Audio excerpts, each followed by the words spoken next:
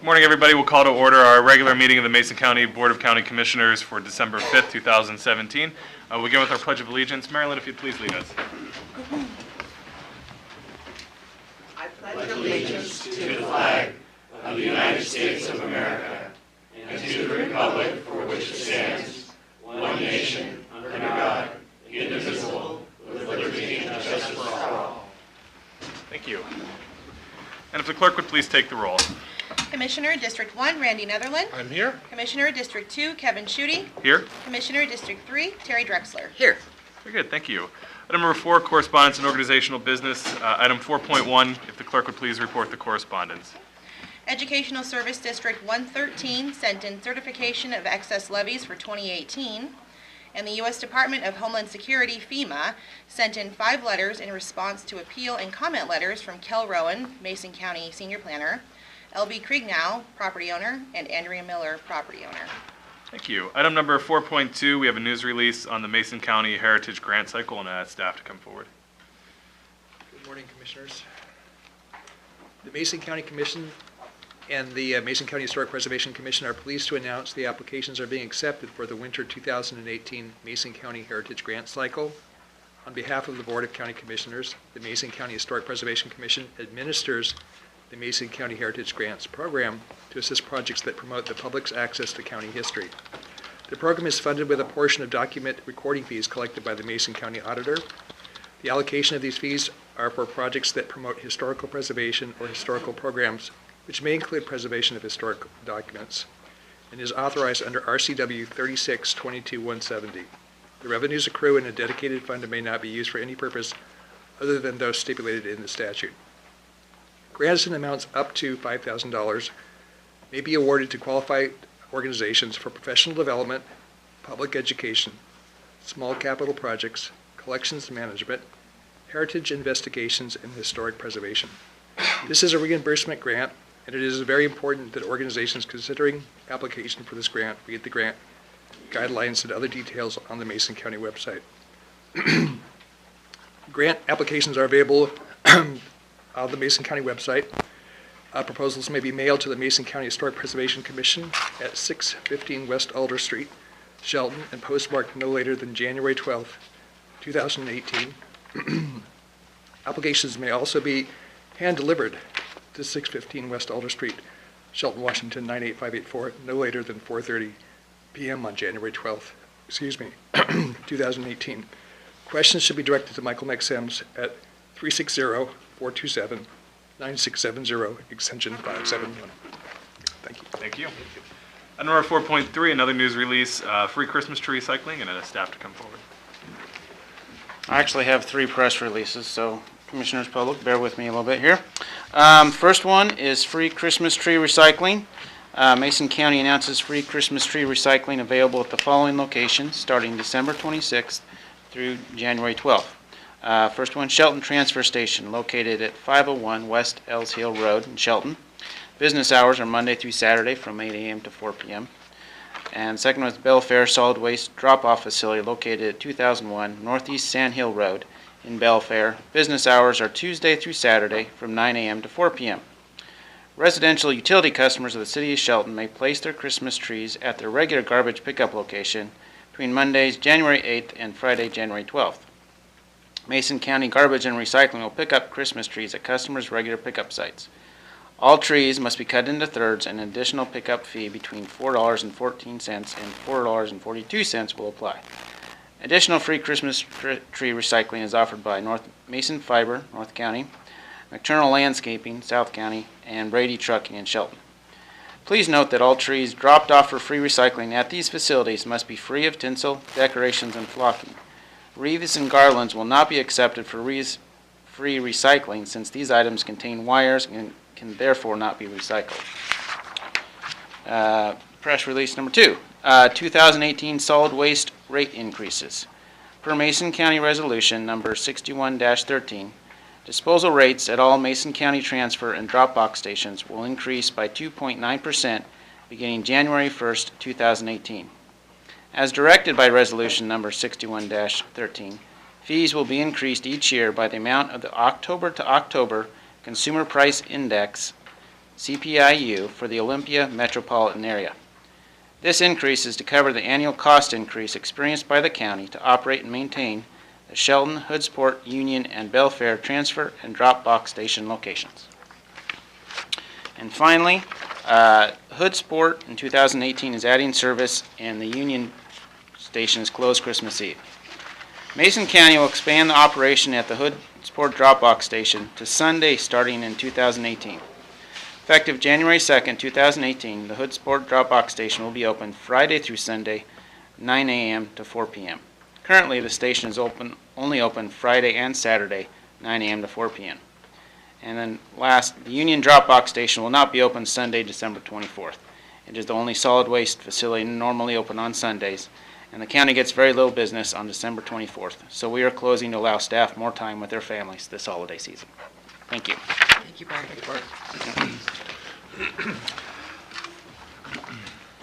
Okay, item number 5 is our open forum for citizen input. If there's a member of the public that would like to address the commission on items that are not on today's agenda, please come forward and the chair will recognize you.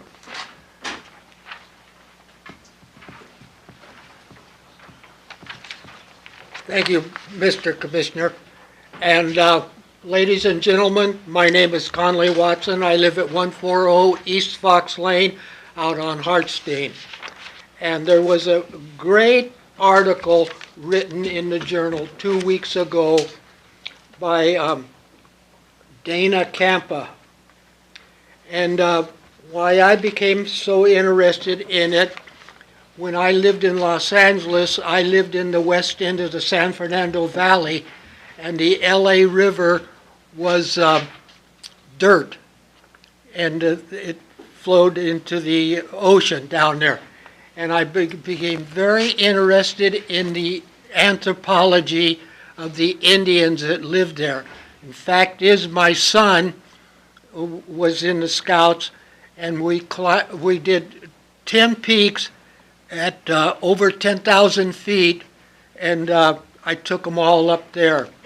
And what it is, the book, the study of anthropology, The Island Remembers by Beulah Hitchcock and Helen Winkert, which is, I understand, at the library, and The Sea of Glory by Nathaniel Philbreck. And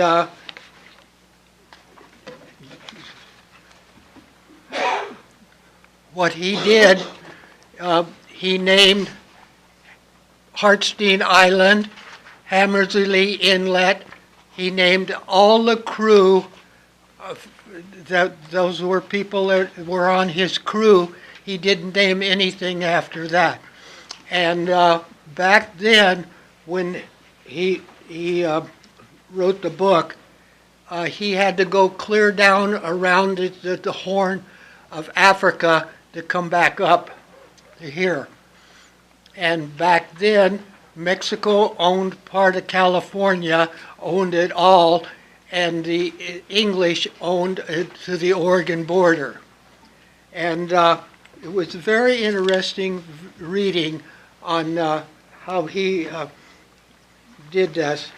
And then there was one by one that particularly interested me was Ishi.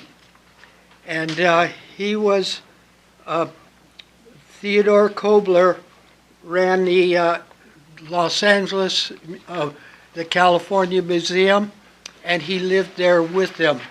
And so if you get a chance to read any of these books, the ones on Shelton, where the huckleberries grow, and even seagulls cry. And that's from your area up there, both by Agnes Rands. Thank you. Thank you. Thank you, Conley. Any other members of the public for comment on items not on today's agenda? Okay, seeing none, we'll move on to item number 6, which is adoption of our agenda. Mr. Chair, I move the adoption of the agenda as presented. I'll second. It's been moved and seconded to adopt today's agenda as presented. Any additional discussion? Hearing none, I'll call for the vote. All in favor, say aye. Aye. All opposed? And the motion carries. Item number 7, approval of minutes. We have minutes from November 20th, 2017's briefing. Mr. Chairman, I move for the approval of the November 20th, 2017 briefing minutes as presented. I'll second. It's been moved and seconded to approve the November 20th, 2017 briefing minutes as presented. Any additional discussion? Hearing none, I'll call for the vote. All in favor, say aye. Aye. All opposed? And the motion carries. Item number 8, it's approval of our action agenda. Commissioners will read through the items on today's action agenda, at which time a member of the public or a commissioner can ask for an item to be removed for a separate discussion and vote. Commissioner Netherland, if you'd please take items 8.1 and 2, Commissioner Drexler 8.3 and 4, and then I will take 8.5 and 6. Absolutely, Mr. Chairman. Item number 8.1, approval of warrants, claims, clearing fund, warrants number 8052554 through 8053011 for the amount of $2,580,088.63. That's a total of $2,580,083.63. Item number 8.2 reads, approval to relocate $45,000 from operating expenses to salaries, benefits in the Information Technology Fund number 500. Item 8.3, approval to add Gerald's Cove Cemetery on Harstein Island to the Mason County Historic Registry. 8.4, approval of the resolution adopting the amended Tideland lease agreement with Seattle Shellfish to include shellfish rather than geoduck clams only. Item 8.5, approval of the following lodging tax contracts. 2018 Visitor Information Center Services for $57,400 to Shelton Chamber of Commerce and $33,500 to North Mason Chamber of Commerce. For 2018-2019 Tourism Promotion and Marketing Services, $206,000 to Northwest Event Organizers Incorporated. And item number 6, approval of the ordinance adopting the 2017 Mason County Docket of Comprehensive Plan Amendments. Okay, having read through the items on today's action agenda, are there any items that a commissioner or a member of the public would like to have removed? Okay, seeing none, I would entertain a motion. Mr. Chair, I move the approval of today's action agenda, item 8.1 through 8.6. I'll second. It's been moved and seconded to approve items 8.1 through 8.6 on today's action agenda. Any additional discussion? If you don't mind. Please. First of all, I want to thank the folks that brought forward adding the Gerald's Cove Cemetery to the Historic Registry. I think that's really important. It's just a delightful community, and this is a delightful asset to preserve and to honor. Second, item 8.4. It's very unfortunate the reason we're needing to amend this contract. I just want to make the public aware there is a species in the waters that are naturally born here called burrowing shrimp. They have a location that we tend to know. Burrowing shrimp has showed up in areas of the South Puget Sound where we don't normally see them. Burrowing shrimp will get in and devastate a clam bed in that they loosen up the soil. And Seattle Shellfish, who we'd been had a contract with for quite some time to grow geoduck in county-owned tidelands, lost nearly, $1 million worth of seed, of geoduck seed, due to this burrowing shrimp. I think, Seattle Shellfish will come back and do the oysters, but I think it's really important for us to know that any efforts to control burrowing shrimp in the South Puget Sound should be looked at seriously. Right now we don't do anything, but I'm very concerned that as it shows up in different areas, we will lose more and more shellfish beds to some very valuable aquaculture products. So thank you for being resilient. We will see less income than we had thought we would, I think, depending on how quickly your oysters grow. But I just wanted to make the public aware of why we're needing to amend this contract. Thank you. Any additional discussion? Okay, hearing none, I'll call for the vote. All in favor, say aye. Aye. All opposed? And the motion carries. Move to item number 9, other business. Department heads or elected officials who would like to address the commission. Okay. We will skip past item 10, our public hearings that have to begin at 9:30, and we'll move on to our board reports and calendar.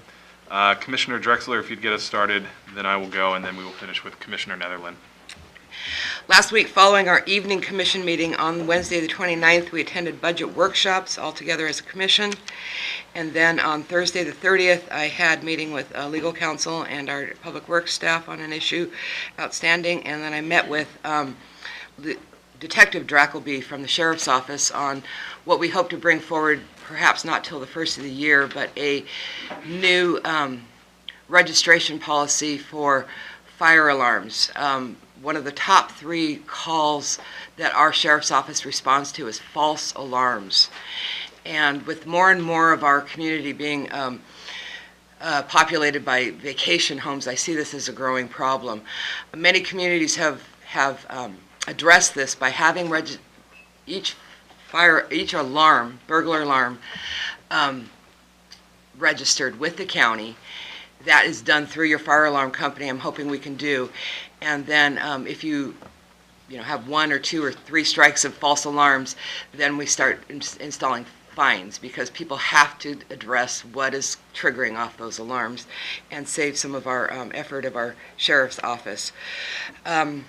This past weekend, I participated in the Christmas parade here in Shelton, and then also the Belfair Christmas parade for the first time. A delightful, delightful event, as Commissioner Netherland's been sharing, and this is my first time, and I hope that that'll continue to grow.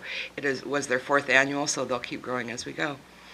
We had our budget hearing yesterday, and then commission briefings following that.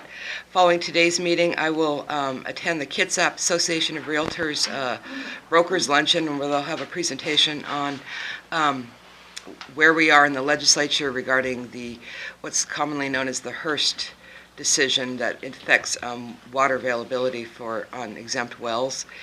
And then I will have a meeting with staff, and then we'll have, I will be speaking to the Pioneer Kiwanis Wednesday morning, and then we have 2 events, budget workshops, and then I'll be attending the Lewis Mason Thurston Area Agency on Aging Advisory Council Christmas program. Thursday the 7th is the 5 economic development councils of the region, their expo at the Little Creek Casino. I'll be attending that. And then Friday you'll have a meeting of the Thurston Mason Behavioral Health Organization, an executive committee meeting of the Pack Mountain Workforce Development Council, and then a special meeting of the Lewis Mason Thurston Area Agency on Aging, and then back for commission briefings on Monday. Very good, thank you. A couple of items from last week. One, I spent some time last week out in the Valley with Public Works staff. Appreciate their time and effort. We were taking a look at some of the levee breach issues out there, and working with our state and federal and tribal partners on solutions to kind of get things moving forward in a positive way for the residents out there. As anybody who's familiar with the situation knows that the rainy season can be very difficult for residents out there, and had a pretty significant storm over the Thanksgiving holiday, and so we've been working on some solutions there. So I appreciated Public Works staff time taking me out and showing me the situation, and then their continued efforts. Also had some time to sit down with our planning staff last week, Dave and Paula, to talk about today's comprehensive plan update hearing. Went through a lot of the plan with them, and talked about the process, and really appreciated their time last week as well. Going forward for this week, we have, I'll be meeting with Bernie and Heather Games, their park hosts for the county out at Truman Glick, and so they're going to stop in today to talk about the park out there. We have a budget workshop tomorrow, and then I'll be meeting with Washington Secretary of State Kim Wyman tomorrow, as well as our state representative Dan Griffey.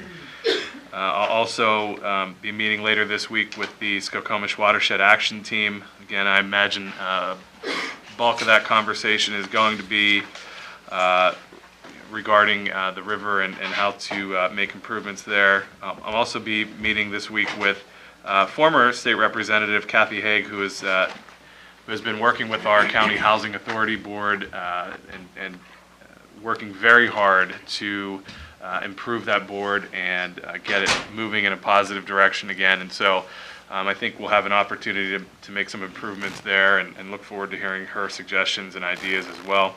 Then I'll be attending the Olympia Master Builders Christmas Party and Awards Ceremony on Friday evening. Back here Monday morning for briefings and a budget workshop as well. Okay, as was already mentioned, we had budget workshops, and then I attended Wednesday, Thursday, and Friday risk pool. Takes up a lot of time there. I was still able to slip away for a meeting in between, though. I attended the Christmas party for the Women R's, another funeral or celebration of life for another great leader in my community, Dan O'Neill, who passed away, and apparently he served under 2 presidents. Some of the things that he's done.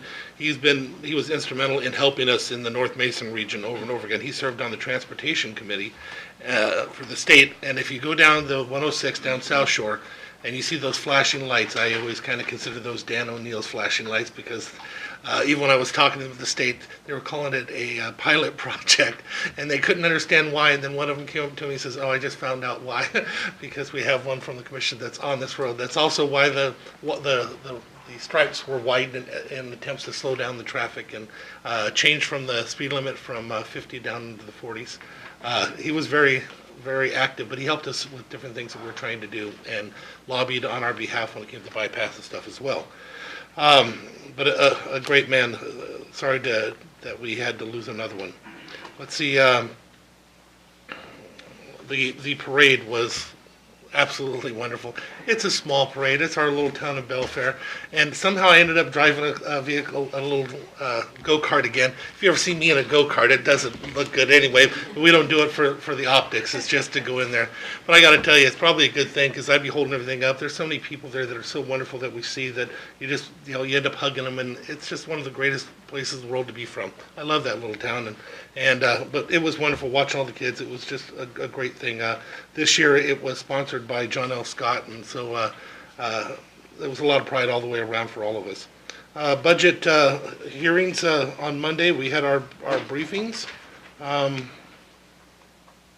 not sure what that one was. So then for this next week, we have coming up, I will be meeting with that person with some of their issues on land use, trying to help them to save their home. If we're lucky, we are able to pull it off.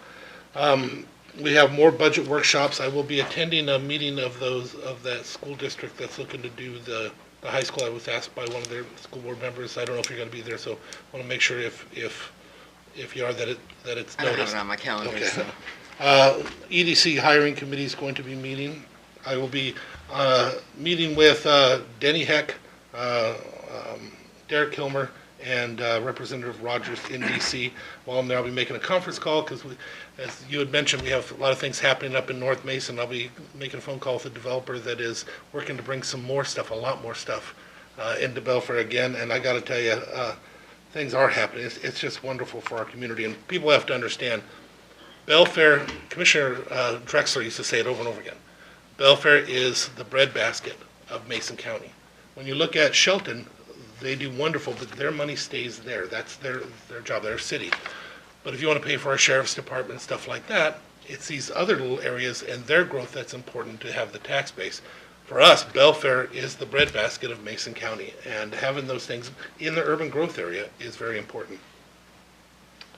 Let's see, we have briefings, more budget workshops. I have an MTA policy meeting, and I will be meeting with the Sheriff's Department, representatives from the Sheriff's Department right after this meeting as well. Okay, very good. Thank you.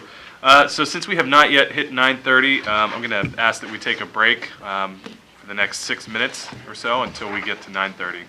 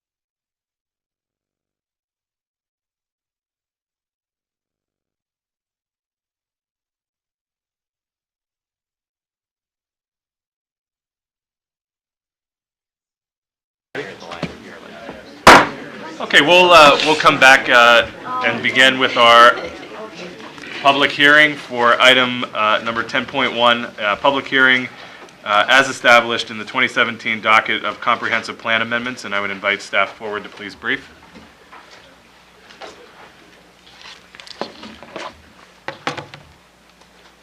Good morning, Commissioners. My name's Paula Reeves, Planning Manager.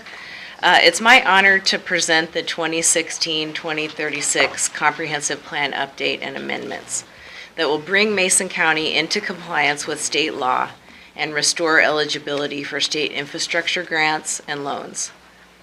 This plan represents the vision Mason County residents have for their county over the next 20 years. It's been written by the residents of Mason County, the citizen planners on your planning commission that I want to acknowledge quickly, Chair Thomas, other planning commissioners, if you just want to wave, thank you, and stakeholders over the past 3 years. A lot of work by my predecessor, Barb Atkins, went into this plan, and I want to make sure and mention that, including development of the public participation plan. In 2016, you adopted the Parks and Trails element and the transportation element of the comprehensive plan. Both of these elements were completed with guidance and support of other Mason County advisory committees. Over the past 3 years, your planning commissioners have held over 40 public meetings and hearings and conducted a countywide public opinion survey in order to update this plan. The Planning Commission has also worked very hard to create an open forum where people can come to share and discuss any and all ideas.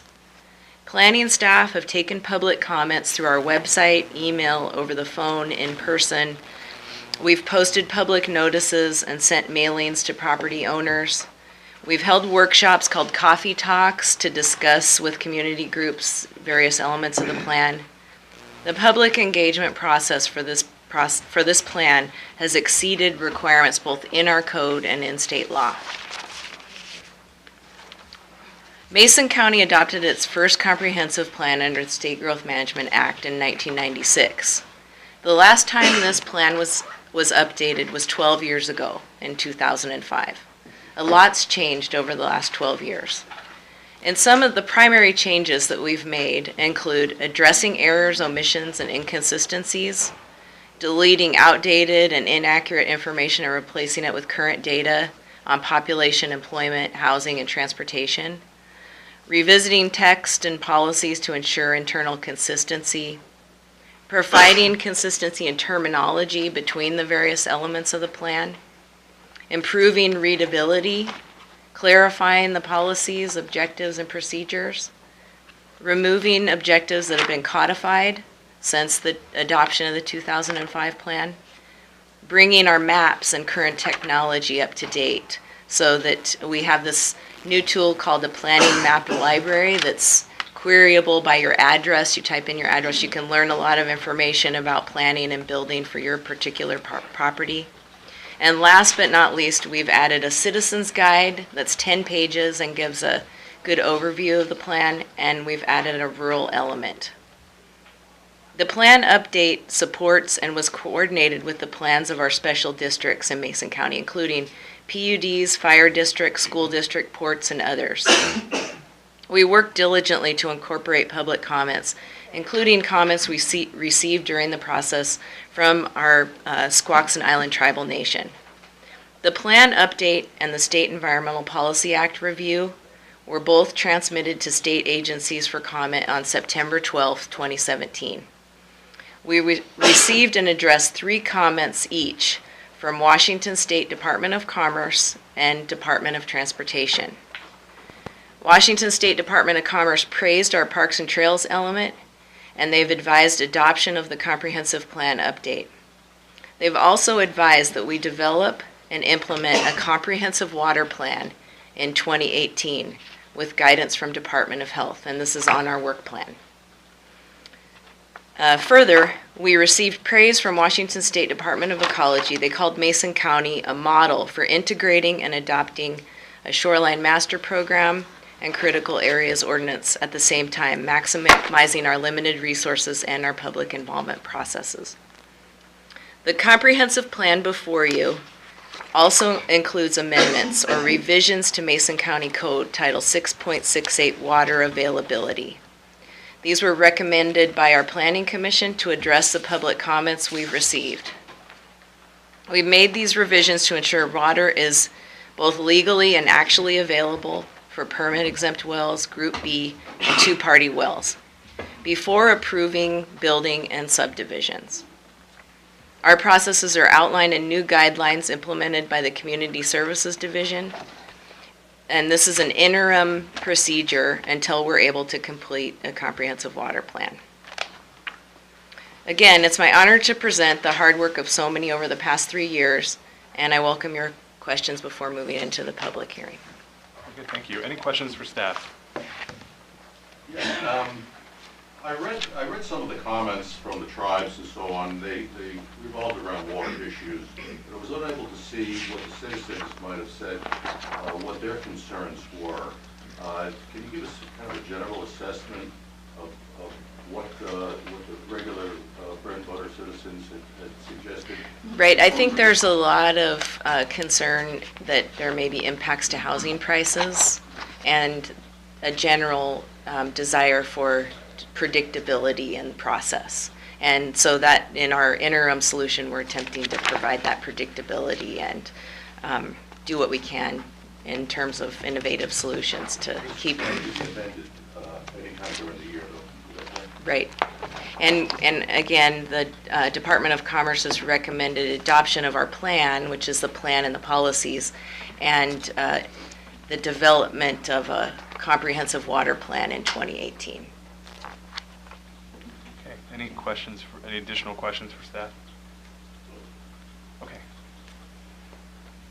So we will be having a series of hearings on the individual items on the docket. Our first hearing will be to consider, will be public hearings for citizen-initiated amendments.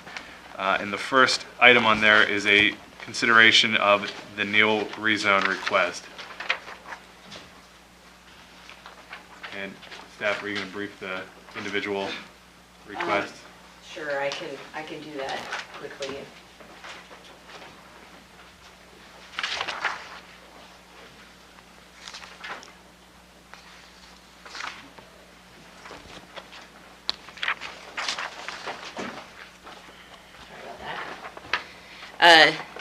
The Neal rezone, Jeffrey and Stephanie Neal request removal of their parcel 12329130010, approximately 1 acre from the Belfair urban growth boundary, and rezone it to rural residential from residential R4.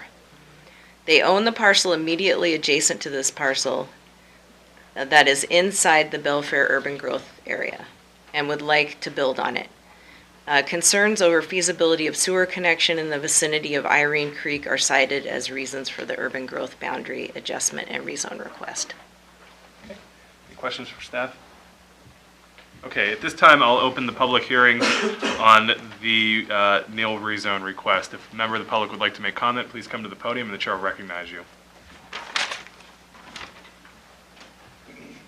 Hi, my name is Stephanie Neal, and I own the parcel in question.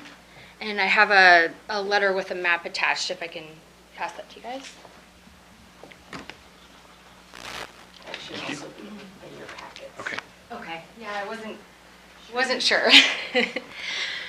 So I'm here today to support the land use amendment that would remove our 1 acre parcel from the Belfair urban growth boundary and rezone it to rural residential RR5.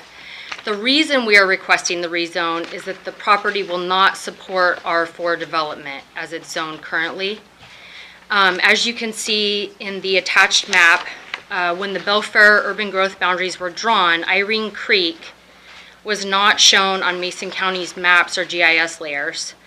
The attached map is from the Mason County GIS staff, and it shows Irene Creek cutting through the parcel. This is a fish-bearing stream and an important tributary to the Union River. The entire parcel is also within the critical aquifer recharge area. We believe an error was made when the parcel was originally designated as urban growth R4 because the county didn't have all the information they needed. They didn't have Irene Creek on the map. And RR5 zoning would more closely match the characteristics of our parcel and would not interfere with the goal to encourage development in urban areas to the south of us. We're bordered on 3 sides by RR5, which is also clear on that map. And on the 4th side to the east, across Old Belfair Highway, the parcels are zoned as R4, but there's a large wetland there that would prevent development on that side. In fact, one of the parcels on that side is owned by the Great Peninsula Conservancy, and it will remain as undeveloped natural habitat in perpetuity. It was bought as mitigation for one of the other Belfair development projects. And so we also included in that packet a letter from the Great Peninsula Conservancy in support of this rezone. Very good. Thank you. Any additional public comment on the Neal rezone request? Okay, seeing none, I'll close the public comment period and move to commissioner discussion and a possible motion. Mr. Chair, I'd like to have some discussion on this. I am not in favor of this rezone. I concur with the staff's assessment that to divide the urban growth boundary along an urban arterial does not meet the intent of growth management or of urban development. I think as I did not agree with removing the Davis Farm when that was done, but I was not on the commission. To further bifurcate our urban growth area along a very major urban arterial, I think does not meet the intent of urban planning. I think it makes it more difficult to see an urban area grow the way we intend urban areas to grow. I do not concur with the assessment that this is a mapping error or this was an error.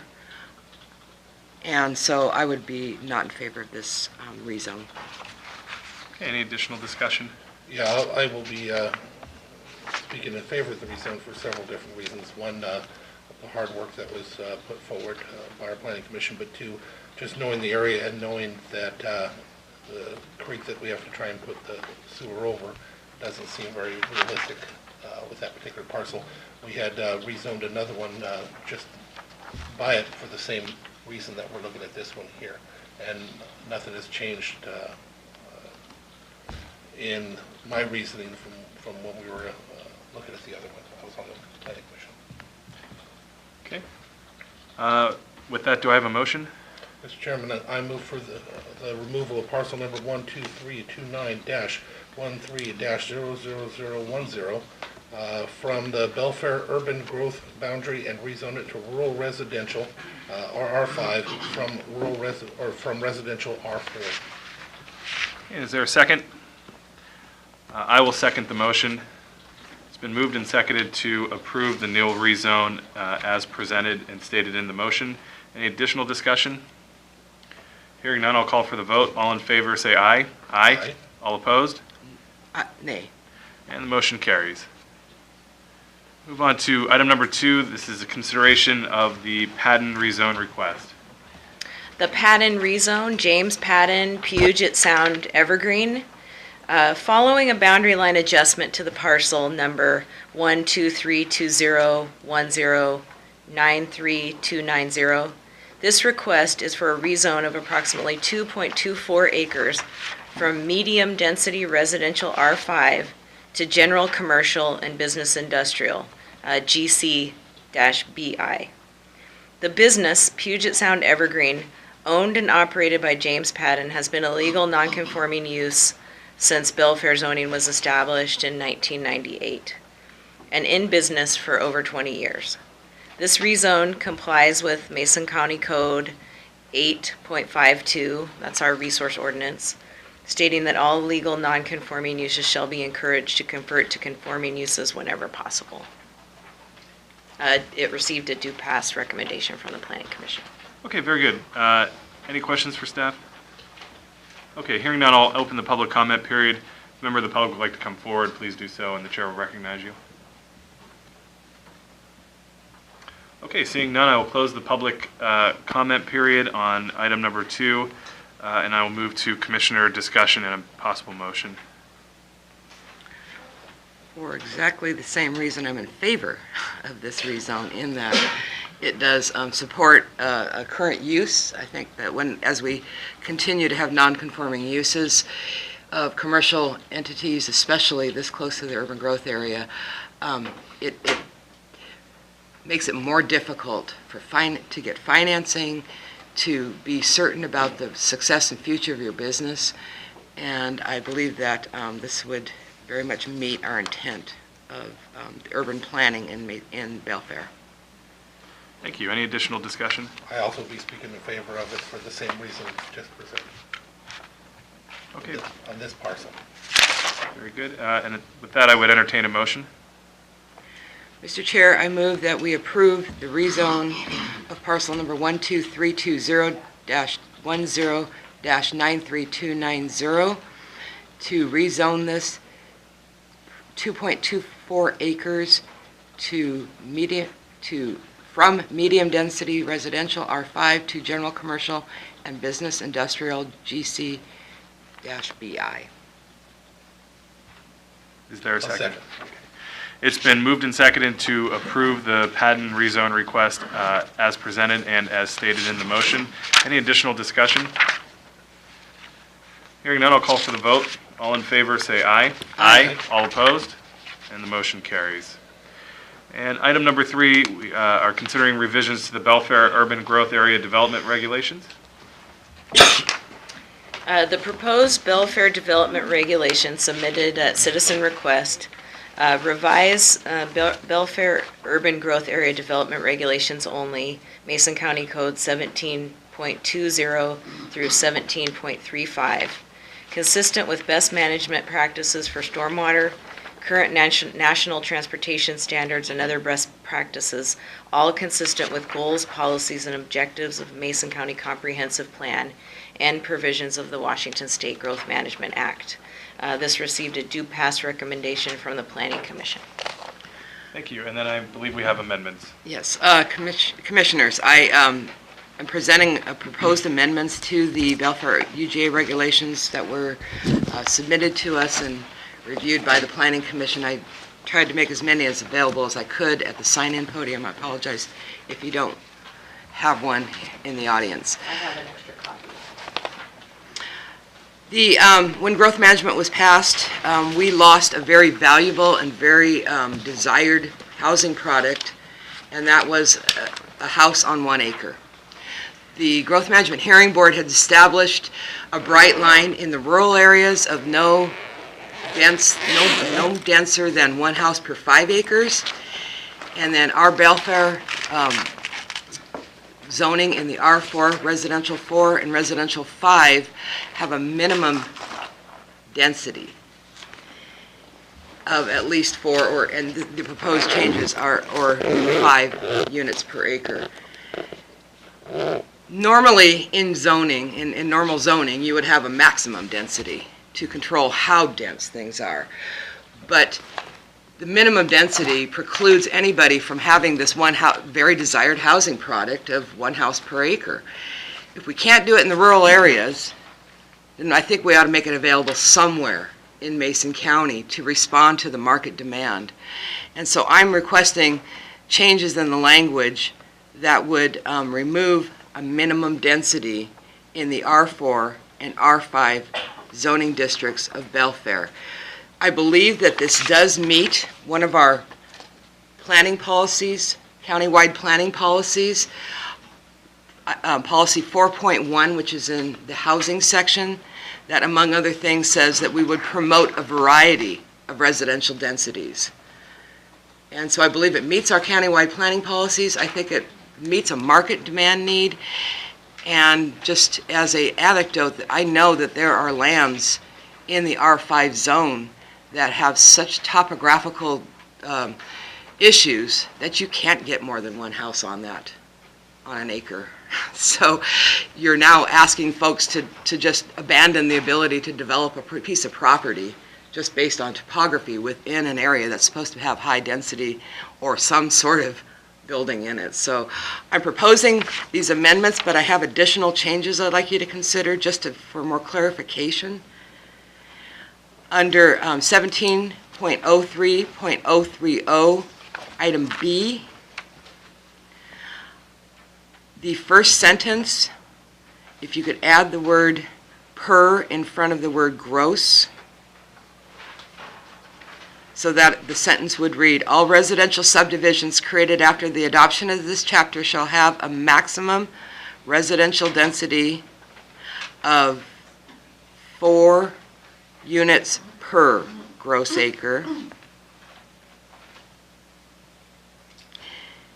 And then the second sentence under B, I'm asking that we also revise it to say, the R10 zone shall have a minimum density of 10 units per net developable acres and a maximum of 10 units per gross acre. I don't know if that is the intent. I apologize. I'm going to strike that last recommendation.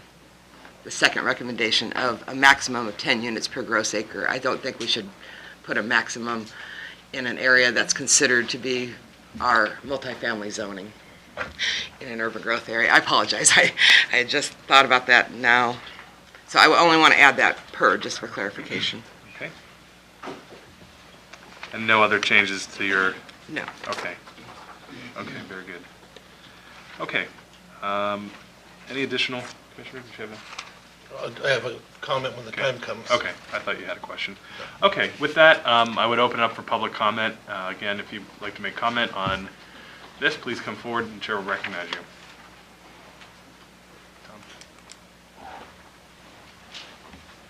Tom. Yes, thank you, Commissioners. Tom Davis, I would be in support of this amendment. It speaks directly to what I'm going to speak to when we come a little bit further down in the schedule, but so I'll just give you a little preemption of why I find this to be an attractive amendment. And one is that I think it's in our best interest to also entertain attracting people who can afford homes in the $200,000, $300,000, and $400,000 range. I think there's a need, and I also think that there's a desire, a market for it. If you follow, as I'm sure you do, Commissioner Netherland, if you follow the real estate market here, you'll see that the inventory for $100,000 and $200,000 homes is exhausted. It's difficult to find buyers in the $200,000 and $300,000 range, and as you get up higher, it has even been confessed that would require probably a buyer from outside the area. So I'd like to speak later about the rural residential code, but by all means, you should not ignore that market because I believe that's a viable future market. So I'm going to support that. Very good, thank you. Any additional comment on the proposed revisions to the Belfair Urban Growth Area development? Rob Drexler, 51 Sinclair Place. I am a realtor. I do that up there all the time, and this is definitely a market need. We have 3, I believe, homes built in the UGA, the Belfair UGA, since the GMA came into effect in that price range. We have nothing to sell. We have a lot of people that would like to have homes. And some of the homes we want, if you have, Tom mentioned that attracting other people over, well, the fact of the matter is if we have people coming over from Seattle and that sort of thing, rural to them is not 4,000-foot lots like they have in Seattle. Rural to them over here, even in the urban areas, are bigger, nicer lots. So I think this is a very, very needed change to the plan here. Lost my words, but anyway, so I would highly recommend accepting this into the rest of the plan. Thank you. Any other public comment, please? Good morning. Lisa Klein with AHBL, and I'm representing the applicant for the Belfair Development Regulation changes. And specific to the proposed amendment this morning, we would be in support of that amendment, primarily because it speaks to what our overall intent was with these regulations, which was to provide more variety and provide more flexibility for developers and landowners who wish to do something with their property in the Belfair UGA. So this, we believe, would be an important improvement to the proposal that we originally submitted. I, as a planner, have a recommendation for one other change, which is consistent with this, which is that in both the R4 and R5 sections of the code, there are tables, and those tables describe density. So I think the minimum language is repeated in those tables, so we'll just want to make sure that that is struck as well, again, just for consistency purposes. Thank you. Thank you. Any additional comment?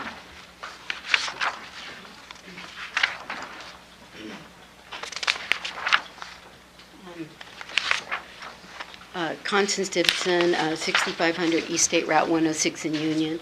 This is a question. First, is that yesterday in the afternoon I received this revised agenda. So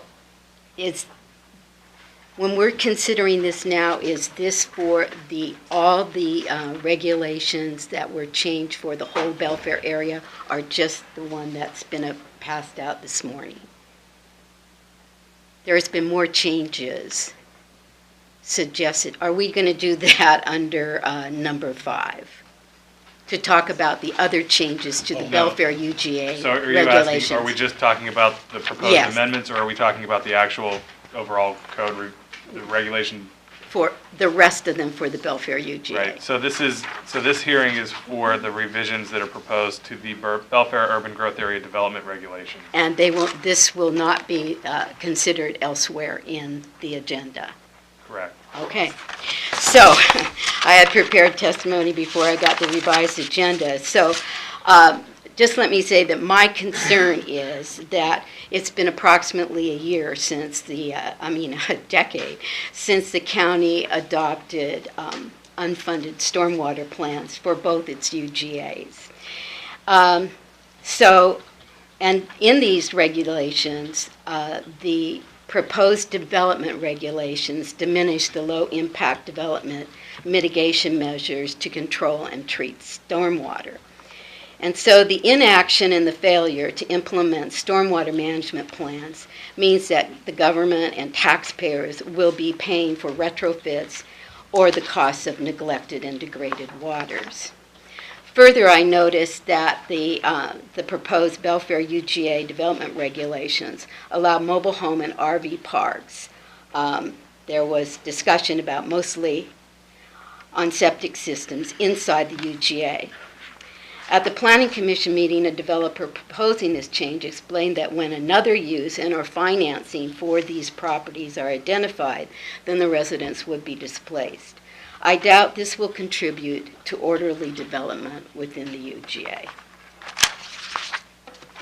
Thank you. Any additional comment?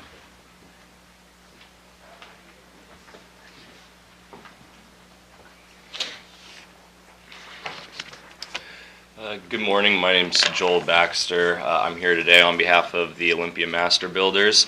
We wanted to speak in support of these amendments today to the Development Code Guidelines for the Belfair UGA. We'd like to express our support for these amendments because they create flexibility to help spark growth that's much needed here in Mason County. These amendments bring the county in line with similar jurisdictions in the region, which will not only make life easier for current residents who are interested in building here, but will attract new residents to the county as well. This will in turn help to grow the county's tax base, improving its financial standing, making it easier to provide needed government services. We thank the commission and staff and private entities that worked on this, and encourage them to continue to look for additional areas to create more flexibility like this that'll help improve and not hamper the county's economic outlook and ability to sustain growth in Mason County. Thank you. Thank you. Any additional comment? Okay, seeing none, I will close. Please. Sorry, I was thinking that my previous comment needed to be specific to the amendment of this morning. And so I did have just a couple other comments that I wanted to make, again, in support of the proposed development regulations. As we've talked about previously, the existing Belfair development regulations really feel out of place for Belfair. When you consider that Mason County is a very rural county, and the desire is to bring the densities to Belfair, it still doesn't change that Belfair has a fairly rural character to it. And the existing development regulations as they are quite strict and detailed when it comes to residential development there. So our proposal was seeking to really right-size the regulations appropriate for Belfair. And I think that with approval of these that you will see some encouragement of development in a way that hasn't been happening. There is one question that I have, and maybe Paula can help with this, which was that we had also proposed some changes to some definitions that I'm not sure I'm seeing in the package today.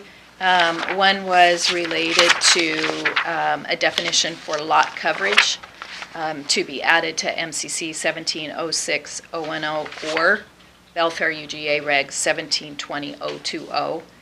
And then we had also proposed a new definition for yard setbacks to be proposed to MCC 1706-010.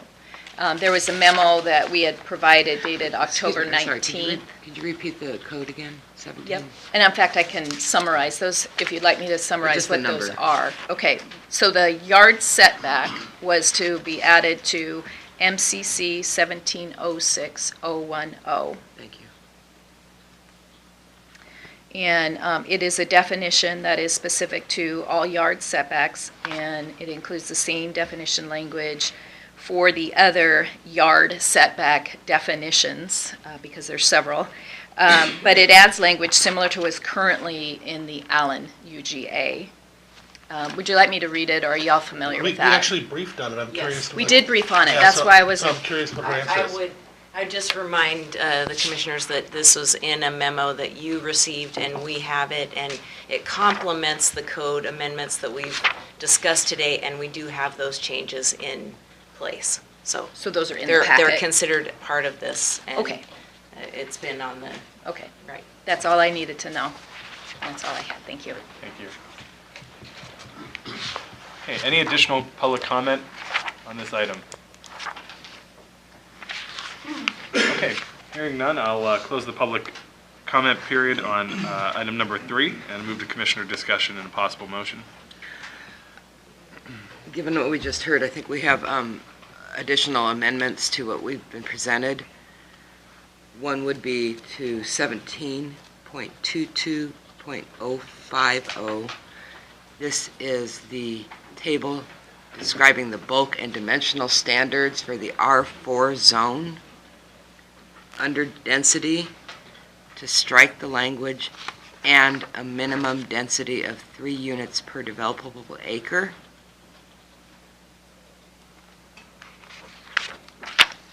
And then on page 8 of our document, under 17.22.100, bulk and dimensional standards. Again, it's the table, but this is for the R5 zone. Under density, to strike the language "and a minimum density of 4 units per developable acre."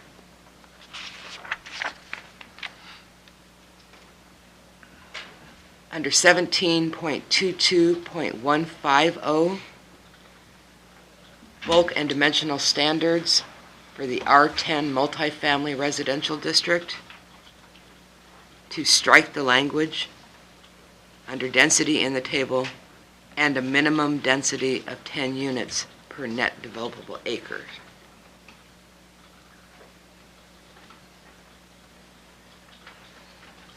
Say that last one again and destroy. I withdraw that. I withdraw that one. Okay. I was gonna say- Getting confused here. That's Thank you. Okay, so if you could just, I'm sorry, 17.22.050, 050, strike minimum. and a minimum density of 3 units per net developable acres. And then it was 17.22.100, same. Correct. And then was, And then nothing after okay, that. those were the only two. Yes. Okay. If I can, I'd like to talk about this just a little bit. First off, I want to give a thank you to the community members who came forward and made all this stuff happen. As somebody that's from Belfair, I can tell you, and a realtor over the years, how hamstrung they have been up there with potential development, even the simplest of development. And instead, what started out with good intentions with people who put it together had a negative effect and and has helped to restrict the one area where you do want growth to occur. You know, a lot of people can have arguments whether they want anything to happen in the rural area or not, but with the Growth Management Act, it's kind of assumed that growth will occur in the urban growth areas. And some of the stuff we had were definitely hindering us. These adjustments that were brought forward definitely will help to allow the property owners to get the highest and best use out of their property again. And I want to give a special thank you to Commissioner Drexler. You know, we've had a lot of discussions about these issues, but she did the work to actually put it forward. And you know, as you all know, actually doing the work does make a difference. So thank you for doing all that. I hope that we will eventually, and I'm not going to bring it into the discussion today, but I hope as we look at the next updating of this during the year, that we'll have further discussions about the minimum use in the RR10. But for the moment, I am so happy with what we're doing now that I don't even want to have a negative aspect on it. I think a job well done, and I will be definitely voting in support of that and the amendments. Thank you. I think Mason County's development code has really benefited when the potential developer comes in and takes a look at the code and says, you know, this is the problem with it. I'd asked our Economic Development Council to do that for commercial things, commercial development here and there. You don't find out that there's a problem until somebody goes to implement something. And so many times I was part of the Planning Commission when we adopted this code, so I'm a little chagrined that this was something I had voted for and supported 10 years ago. However, thank you for stepping up, Mr. Jones and AHBL, I think I got that right, to take a look at it and find the areas that were just causing the problems to prevent development there. I think that our development codes ought to be iterative, and I think that this is one first step, and I agree with you, Commissioner Netherland, that we need to continue to look at all of our codes, not just the Belfair one. And then I thank you for supporting potentially supporting the amendments to allow a housing product. I think we might be one of the few counties that, you know, should this pass, that will allow a housing product like this that wasn't already pre-platted. And so I don't know if this will come back to bite us in some form or some way regarding a legal standing, but I think it's time for us to step out and say, growth management, you got to work for our rural communities and for the housing market. And I'm very, very proud that we're going to be doing this. I want to tackle it, and you're right, Commissioner, we are taking a chance with what we're putting forward, but we already know the other does not work. And we had a realtor stand up and speak about the amount of growth that had occurred there. It shows, again, it does not work, and we have to do what's best for the community, and we'll defend it, I think. Very good. I would just add my thanks as well for bringing forward these thoughts. I think our code generally, our policies generally, are made better with citizen engagement. They're made better when you have more sets of eyes looking at you know, the realities of the code or the policy, and I think this is another step in a very positive direction for Belfair, and I think it's another step along the way for us this year where we've taken the initiative, I think, to really improve and streamline and make more flexible and reasonable our our planning and development regulations in the county, and appreciate the Planning Commission being open to hearing these and going through the process and then moving them on for our consideration. And so I too will be supporting the amendments that have been presented today, as well as the revisions presented to the development regulations. With that, I would entertain a motion. Did you do the honors? I'd be happy to. Mr. Chair, I move the approval of the amendments to the Belfair Urban Growth Area Development Regulations, Mason County Code 17.20 through 17.35 as amended. I very happily second. It's been moved and seconded to, let me restate that. A lot of numbers. To approve the Belfair Urban Growth Area Development Regulations, MCC 17.20 through 17.35 as amended. Okay, it's been moved and seconded to approve those amendments as stated in the motion. Any additional discussion? Okay, hearing none, I'll call for the vote. All in favor, say aye. Aye. All opposed? And the motion carries. Okay. Now with that, we move on to our public hearings for county-initiated amendments. Item number 4, consider revisions to Mason County Code Chapters 17 and 15. So in addition to the 3 comprehensive plan amendments proposed by citizens that you just heard, Mason County is proposing amendments to the comprehensive plan and development regulations, including amendments to meet current state and federal requirements. And the first of those is our agricultural lands amendment. It amends Mason County Code 1704-502, 1721-010, and 8.52061. These are title for zoning and title for resource ordinance.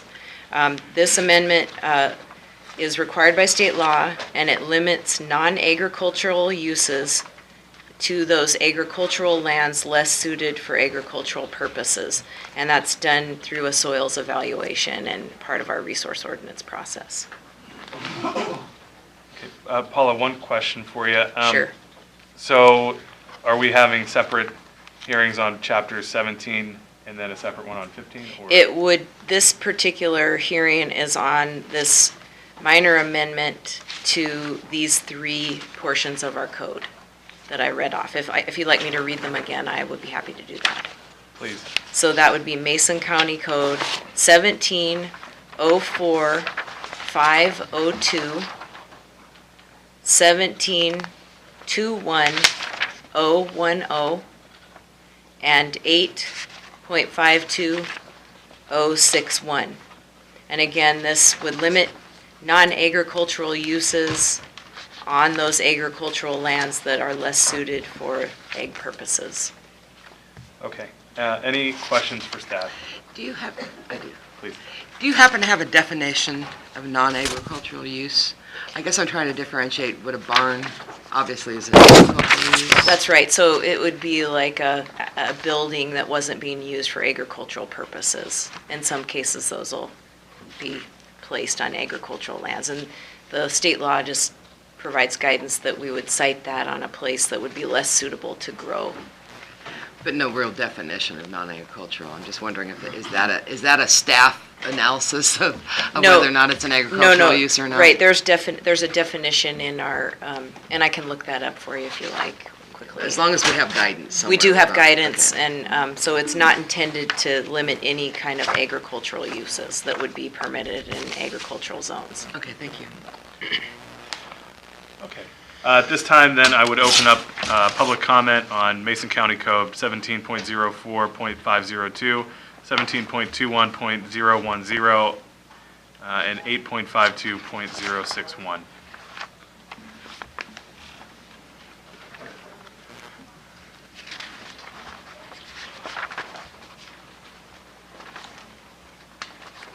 Thank you, Commissioners. Tom Davis. I was kind of hoping we'd have a broader discussion on this, but this is what's on the table.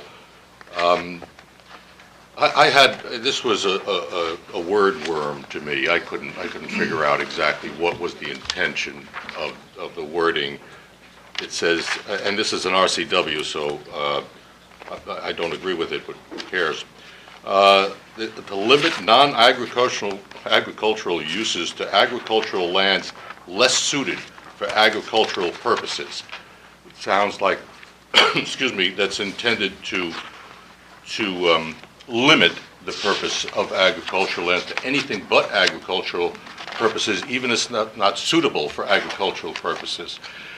This kind of strikes at the heart of what I was bringing up before, and we have about 40,000 acres, my understanding is, of rural land that's suitable for residential development.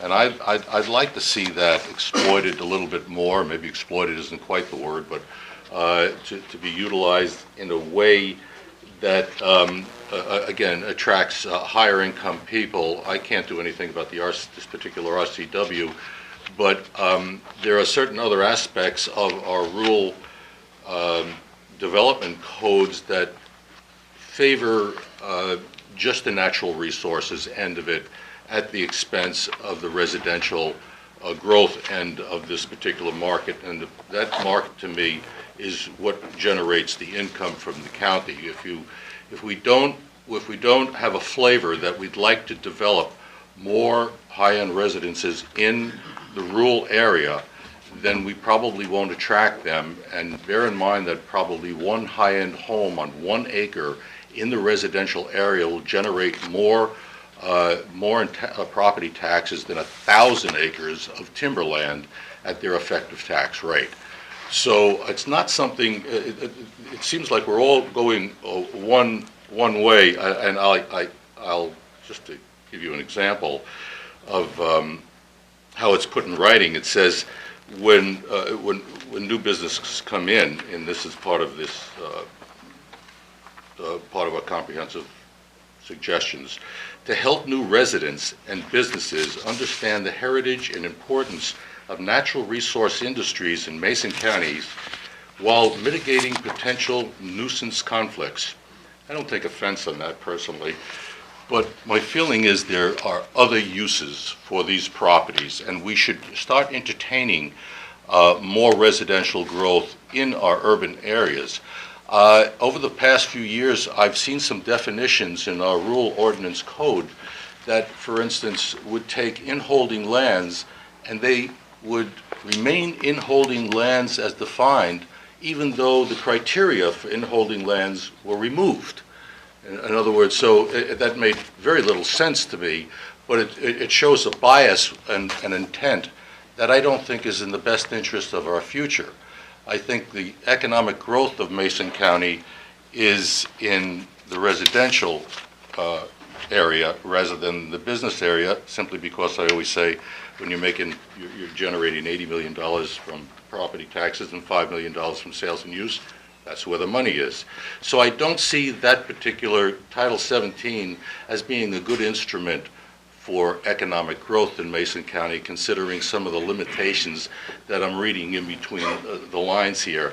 I'd like to start a little conversation about how we can best use those rural areas to better attract people from outside the county. And I have an agenda. I'd love to see new people come from outside the county, and I'd like to see them be people of means, so we attract people to increase our tax base, so we don't stand here every year wondering where we're going to get the money for our public services. I know this is a bit off track, but it's really why I came here to speak in the first place.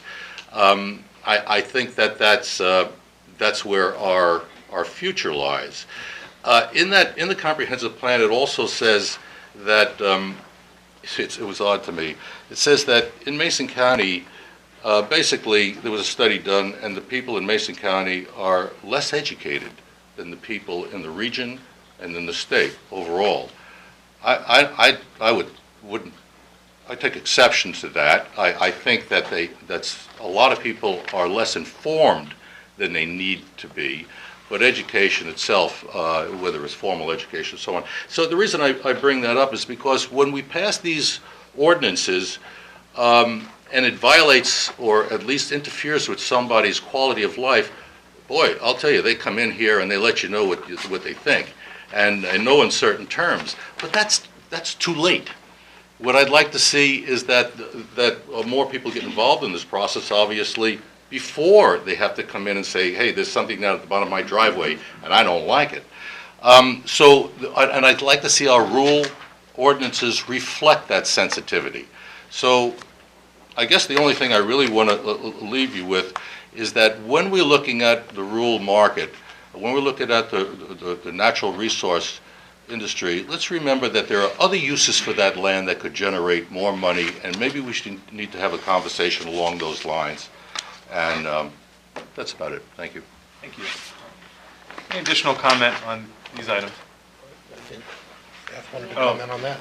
James, if you'd let Paula just... I just have a staff clarification for commissioners on that. I wanted to be clear that this, these revisions we're talking about related to agricultural land are limited to the 8,000 acres of agriculturally zoned land. They do not include our natural resource lands outside of that. So I think there was a couple things put together there, and I just wanted to make sure that was clear. Thank you.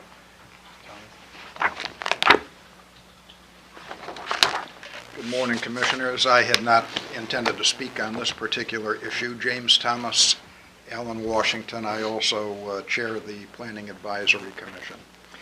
First, I would like to say, when we write laws and regulations, let's not try and read between the lines. Let's read what the lines say. The only thing that this does is suggest that the very limited agricultural land that we have, the best of that agricultural land, be used just for agriculture. We're only talking about 8,000 acres. And of those 8,000 acres, lands that are not particularly well suited to agriculture, well, let's go ahead and use them for something else. I am in full support of Tom's ideas about getting more residential action in Mason County. But the other side of that coin is we have a Growth Management Act for a reason, to manage growth. And this is how we do it. Thank you. Thank you.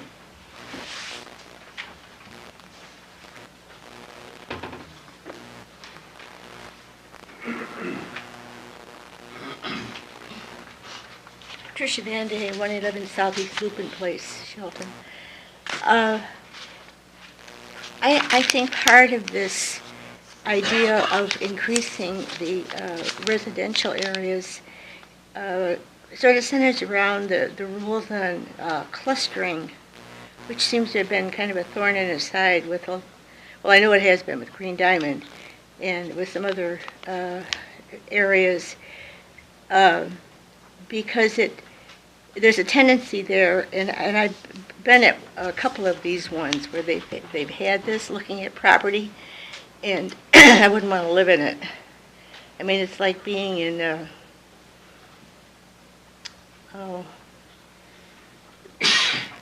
you're confined. You're very, very confined, and there's an open area for everybody, but the actual houses and what you have there in that are very limited.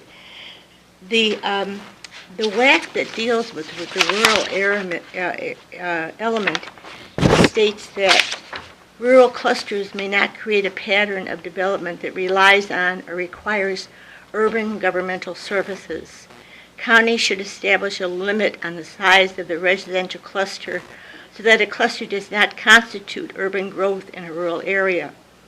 A very large project may create multiple smaller clusters that are separated from each other and use a different access point to avoid creating a pattern of development that would constitute urban growth.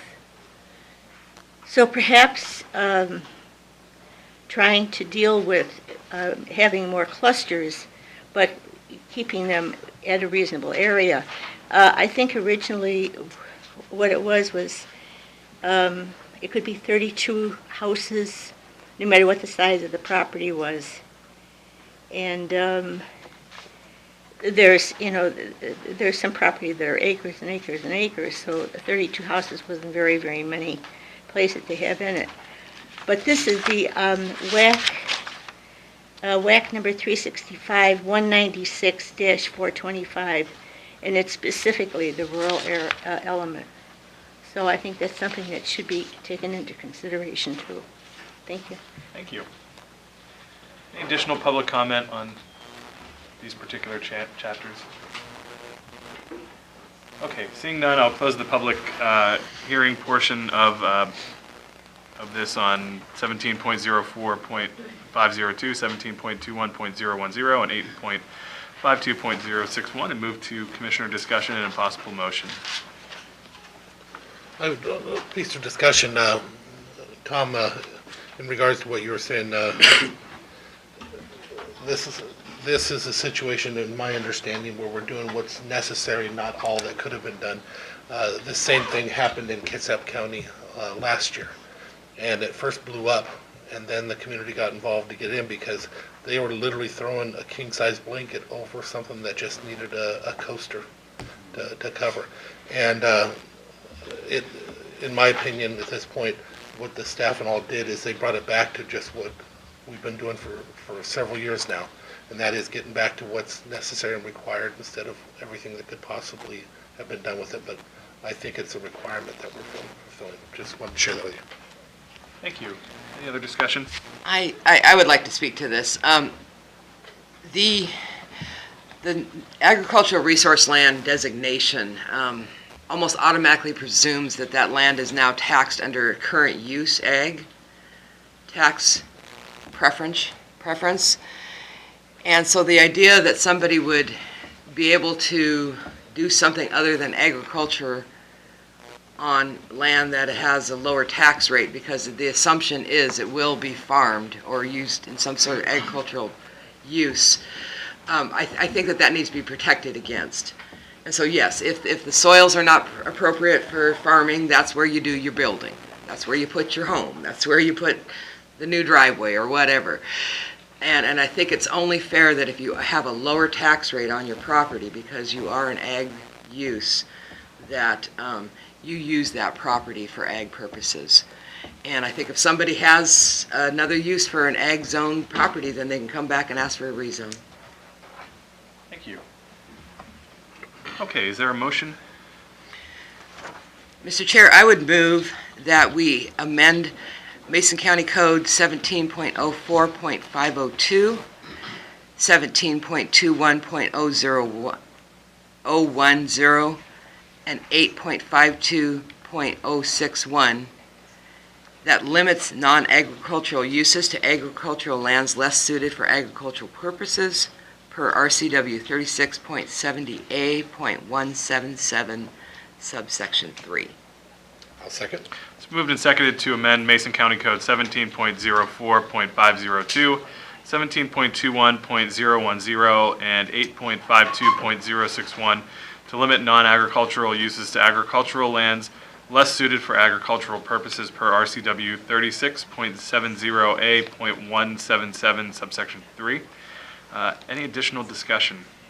Just another clarification. What happened in our bordering county was the idea is they tried to stretch it to anything that could possibly be used. And that is a huge difference. So being restricted to what we're actually was required and talking to is a good thing. Okay, very good. Any additional discussion? No. Okay, hearing none, I'll call for the vote. All in favor say aye. Aye. All opposed? The motion carries. Our next item is revisions to Chapter 15. So, quick reminder that the planning commissioners have deliberated extensively on each of these items, and that forum occurs every third Monday at 6 p.m. and encourage anyone interested in the discussion to please participate. So on Mason County Code 1507030, this is a public engagement amendment. It will ensure continued public involvement in the comprehensive plan, including the annual and emergency amendments. And currently, that's required by state law and not stated exactly that way in our code. This revision simply clarifies that inclusion of public engagement in emergency amendments. Okay, thank you. Any questions for staff? No, but I think just for clarification, we ought to read it out loud, if that's okay, just so that the public knows what language we're adding. Okay, I can do that. Is that okay? Yeah. With your concurrence, Mr. Chair. Yep. And I'd be happy to. Okay. We're adding a section 4 under the notice of public meetings and public hearings. Emergency amendments to Mason County Comprehensive Plan. Public notice and an opportunity for public comment must precede the adoption of emergency amendments to the comprehensive plan. Provisions of RCW, and it cites the RCW, apply only to moratoria or interim development regulations. They do not apply to comprehensive plan amendments. If an emergency comprehensive plan amendment is necessary, a moratoria or interim zoning control should be adopted. The county should then consider the comprehensive plan amendment concurrently with the consideration of permanent amendments and only after public notice and an opportunity for public comment.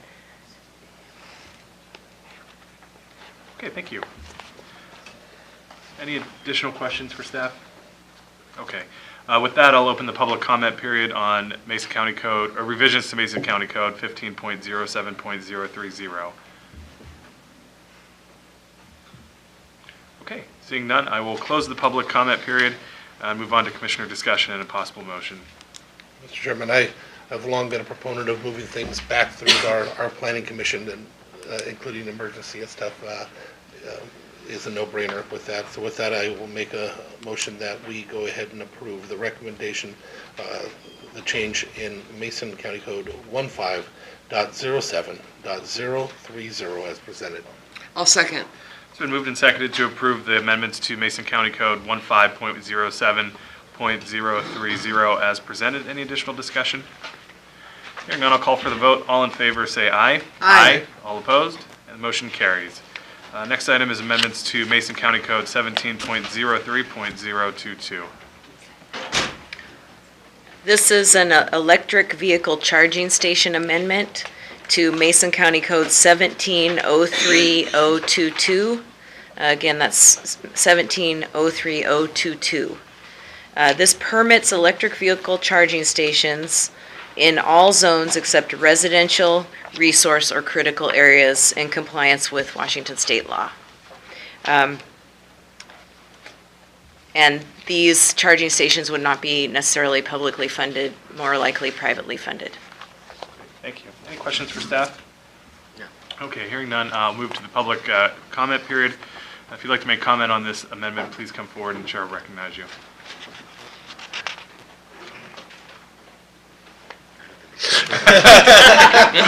You got my hope. Got excited there. For those that are behind the cameras that can't see it, we had somebody that stood up in the back, started walking like they were coming over, and they just continued to walk out the door. So They left. that's why the silence. Okay, any comment?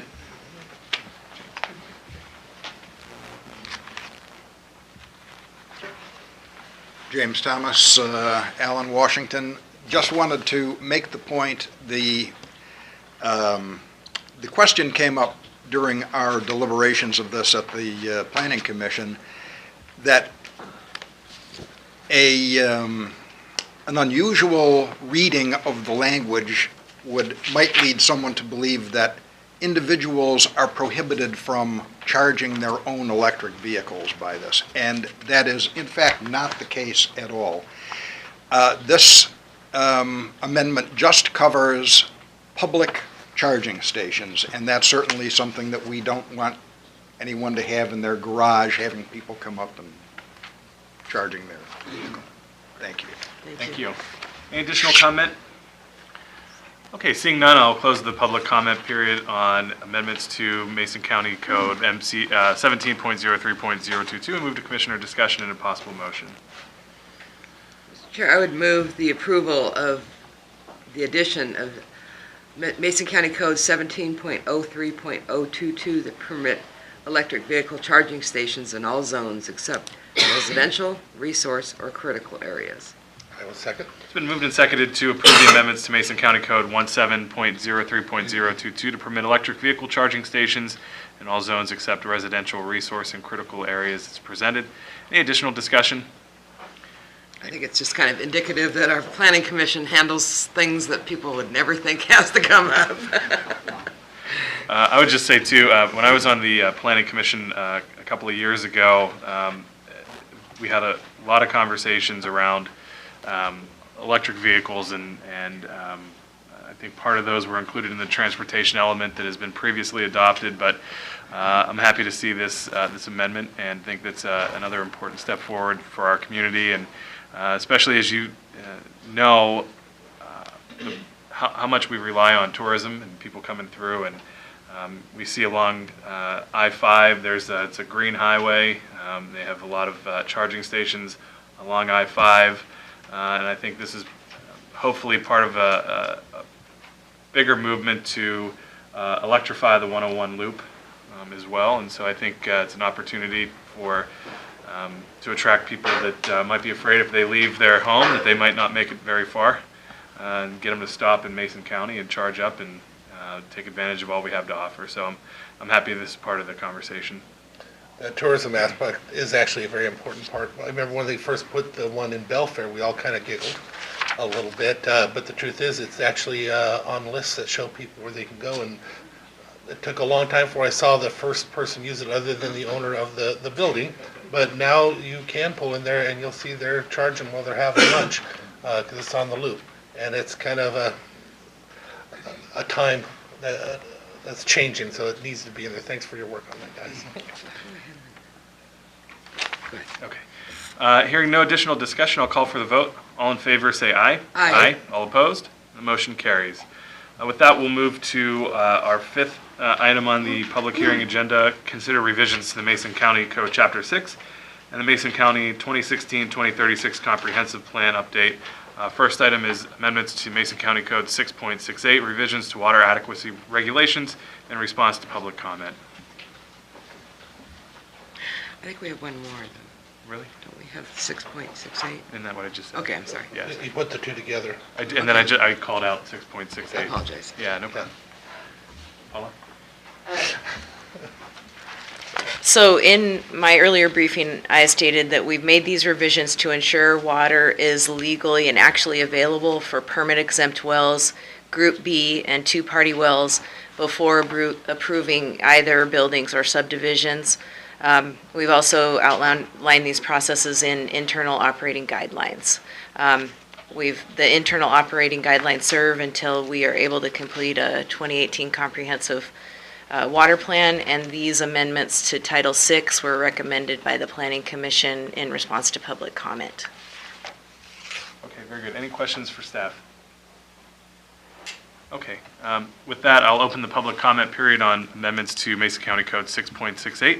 If you'd like to make comment, please come forward. Hi, my name is Sharon Hensley. I'm a lawyer for the Squaxin Island Tribe, and thank you very, very much for being here. I'll have comments both on this and also on the comprehensive plan. And I was going to save this for the larger discussion on the comprehensive plan, but I want to just first start by just giving my great appreciation to the public process and to Dave Wyndham and Paula Reeves for the openness, the discussions that we've had. It's been refreshing. I wish I could say that we've gotten to a place that the tribe thinks is sufficient. We haven't, but it's different. It's like a breath of fresh air. So I just want to thank them and you for that. I had a chance I guess it was about a week ago, to look at the proposed changes to the water adequacy ordinance, Chapter 6.68. It does two good things that the tribe's been urging for years. Number one, it gets rid of some exceptions where folks don't have to comply with it, because the exceptions didn't take into account that somebody might want to modify a building and use more water.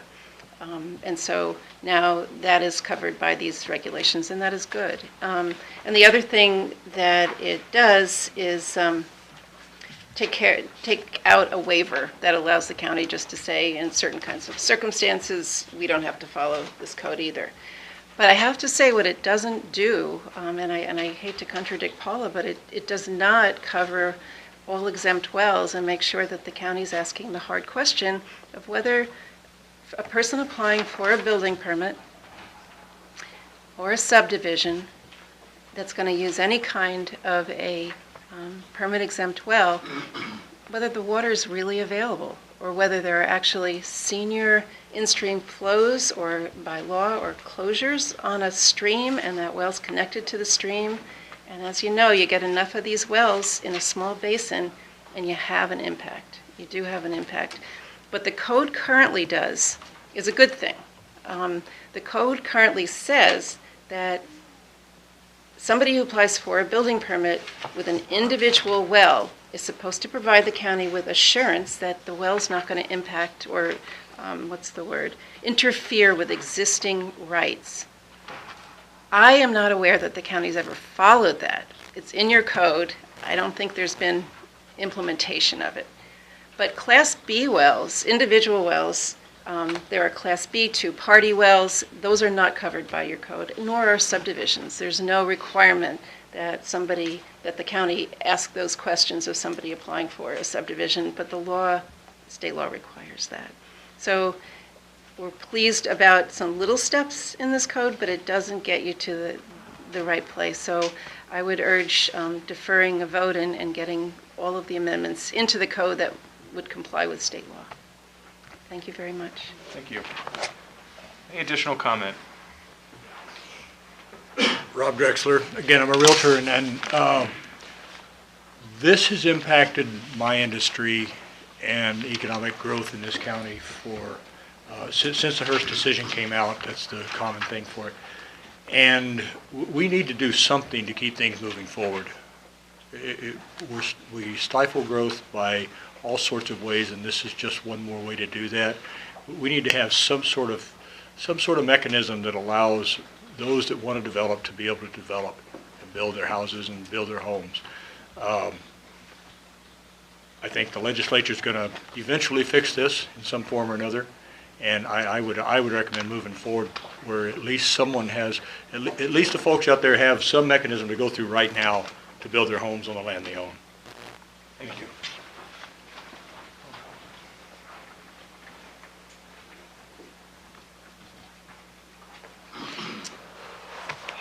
Thank you. Joel Baxter again for the Mason County chapter of the Olympia Master Builders. The Olympia Master Builders are concerned about the amendments made to the Mason County Water Adequacy Regulations in Chapter 6.68 as an attempted means to satisfy the Hearst Supreme Court decision on exempt wells. It is premature to codify a Supreme Court ruling while the state legislature is still actively attempting to fix that ruling. In fact, a week from today, on December 12th, the House Ag and Natural Resources Committee is going to be holding a hearing, pre-session hearing on this very subject. And so at this point, we ask the Commission to focus its efforts on keeping pressure on the Washington State Association of Counties and your legislators to create a fix for Hearst, which will maintain property rights for its citizens. We also have some concern over the timeline. I don't know how, what could have truly been done to avoid this, because you have to accept comment all the way up until today, and we understand that. The Squaxin have provided a lot of information, and we just haven't had time to even review all of it. We haven't had an opportunity to address all the concerns. And that's, I don't know what to do about that, but it's just difficult when all the information is coming through. We're handling a lot of issues at one time, and it's made us, that's why we basically are giving a paragraph on something that obviously has could have a very damaging effect on our industry, because there's no way for us to even summarize the number of issues that have been brought up in the last couple weeks. So again, I'm not sure how to do that, but to vote at this time before that information has been reviewed would be of concern to us. So thank you for your time, and that's all I have. Thank you. Dave Wyndham, Mason County Community Services Director. Just a couple clarifications really quick. So Sharon, on your, if you look at 6.68040, we do talk about Group B and two-party water systems. And if you look at 68050, C 1, we talk about subdivisions, and it's in there in the revisions.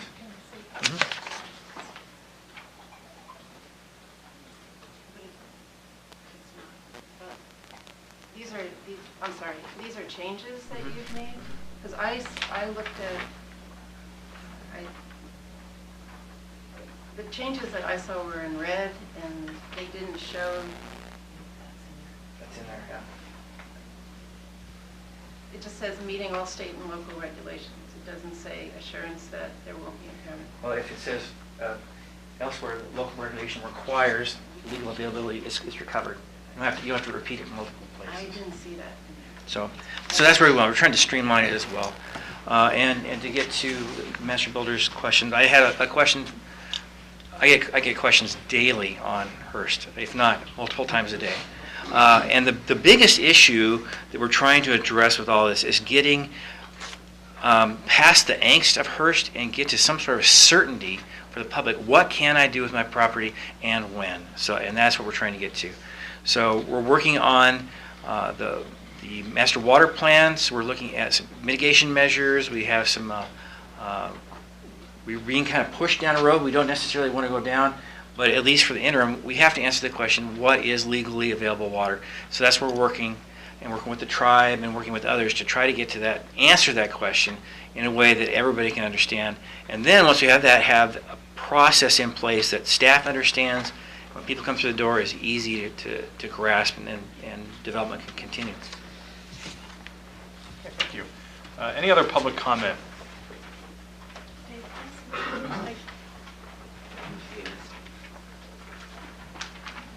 Okay. Seeing no additional public comment at this time, I'll close the public hearing and move to commissioner discussion and a possible motion. Mr. Chairman, a couple of comments, one for the tribe, to express, I understand what you're saying, but I think there may be a little bit of confusion here on two different issues. The first one is to make sure that we recognize our role in establishing that there's legally water available for the inflow. The mechanism in the code of which to do that is a different thing than this document here. We will continue to work on our actual code and our formulas to try to work it out. I think it was a big thing that it was included in the plan as is required by law. So there's two different aspects of that. So we can continue to have further discussions on how to get there or have a plan that you will be more comfortable with. But for now, just meeting the requirement was necessary. And the same thing goes for the builders, just to let them know, we have to be able to meet these requirements in order to move the plan forward. And we would have to stop everything if we left that out, because we know it would be challenged. We know we'd actually be stopped eventually at one point, because it does say that we have to account for it somewhere. But the actual code, the actual way we end up doing it, that's a further discussion anyway. Just wanted to include that with my comments. But I'm very happy with all the work that has gone on into this in order to keep things moving. It has not been a short trip, that's for sure. And there's been a lot of weight carried over there in that department, and I very much appreciate all your hard work. And I don't know if they've even seen some of the formulas that you've come up with and the work that you've done, but it's not something you can get off the shelf. It's something that had to be created somewhere, and that's what we're working on, and I'm very proud of our staff for doing that. Thank you. Comments, Commissioner? I concur, and I appreciate your comments, Commissioner Netherland, regarding the response to the tribe's concerns.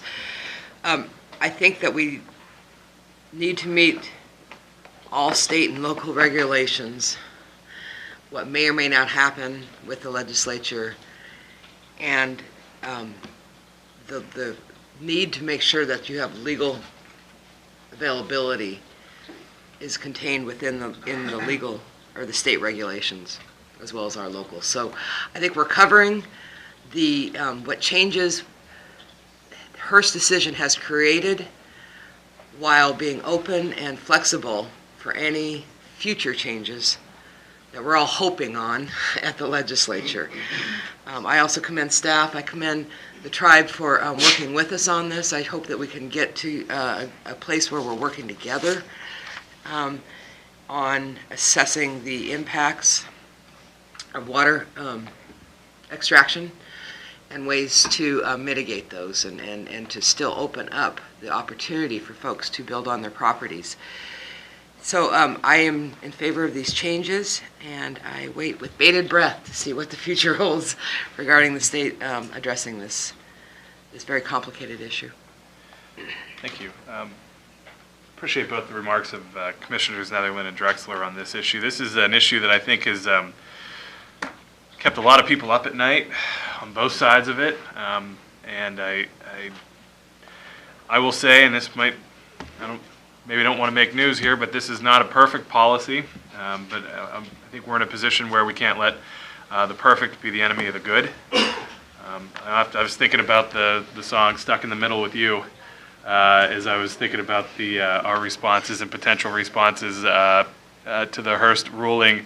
And you know, in light of the legislature's inaction on Hearst, without remedy coming from the legislative level, counties, not just Mason, but counties across the state are being forced to go it alone and figure this one out with their local partners. And I think we have the capacity to do that, and we've shown, in particular to our tribal partners, that we're willing to work together and find areas where we can agree in an effort to keep the conversation moving forward. And I appreciated, Sharon, very much your remarks today.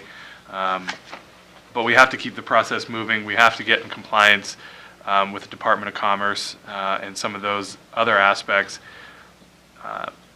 with a strong commitment from the county to move forward in 2018 with a comprehensive water plan, and certainly hope and believe that the Squaxin will have a seat at that table with us and work in a collaborative way on a partnership there. And again, I also tip my hat to the Planning Commission and our planning staff who've worked diligently on this issue and have done their very best to respond to public concerns and comments on this. And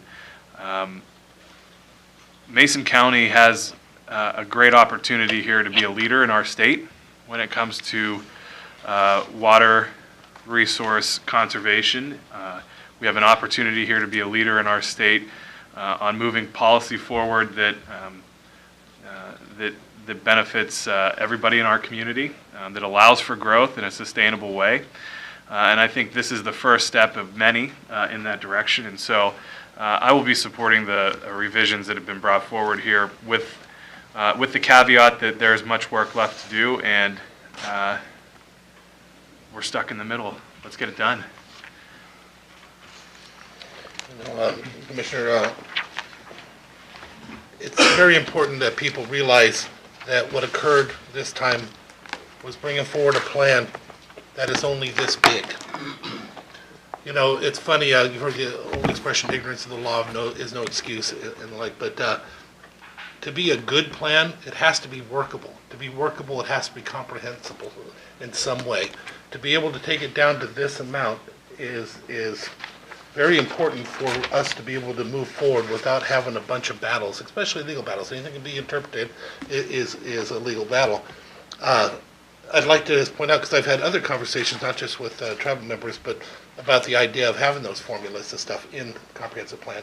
Could you imagine, we just got done bringing it down to a size that's, for some, this would not even be realistic, but if you knew what it was, if we put all the formulas of all the things we have in here into this book, it would be that thick, because that's all of our codes. The codes are the formula, and that's the proper place for formulas. The comprehensive plan is not the proper place for formulas. I just wanted to put that forward. Okay, any additional discussion? So, Mr. Chair, are you willing to entertain a separate motion on revisions to Chapter 6.68? Or are we doing them together with the comp plan update? We're taking them one at a time. Mr. Chair, I move the approval of the revisions to Chapter 6.68 Mason County Water Adequacy Regulations as presented. I will second. It's been moved and seconded to approve amendments to Mason County Code 6.68 as stated in the motion. Any additional discussion? Okay, no. Hearing none, I'll call for the vote. All in favor say aye. Aye. All opposed? And the motion carries. Great work. And it moves us to our final area of consideration this morning, which is considering revisions to Mason County's 2016-2036 Comprehensive Plan Update. Staff forward to brief. So the last item on the docket, the Mason County 2016-2036 Comprehensive Plan, is an update from the 2005 plan. It's required by RCW 3670A. The update includes an update of population and employment forecasts. The updates necessitated by changes in state law, a revision to our countywide planning policies, and incorporation of new public input. I want to thank planning staff, Marissa Watson, for her work on policy review and improving readability. So much work there. Each element of the comprehensive plan has been updated, including land use, housing, transportation, utilities, economic development, shorelines, capital facilities, parks, recreation, and rural elements. As I mentioned in my previous comments, the Planning Commission has deliberated for 3 years, including 40 public meetings and hearings, and many other efforts to engage the public in this process. This is written by the residents of Mason County, and it represents their vision for the future. Thank you. Any questions for staff? Okay, with that, I will move into the public hearing portion of this item. If you'd like to make comment, please come forward to the podium, and the chair will recognize you. Please. Thank you again. I hope you're not tired of me by the end of this morning. I do want to just clarify, with all respect to Dave, that the code doesn't do the things that I said it doesn't do from our perspective. And as far as formulas and, making a code so thick and incomprehensible, the development regulations are kind of where the rubber meets the road. And so if there's going to be formulas or process for evaluating water availability, which there really isn't as far as the legal water availability, I agree that doesn't go in the comprehensive plan, that goes in the development regulations, but unfortunately, it's not there. And one last thing about, I guess, Chapter 6.68 as it now stands, I guess the tribe would ask that the county actually implement the portion of the development regulations that require assurance from people who are applying for building permits for single wells, that they assure that it's not going to impair existing rights. I don't think that's ever happened, to my knowledge. We've asked about it. I've never seen it indicated that it's used. As far as the comprehensive plan goes, again, thank you for letting me testify.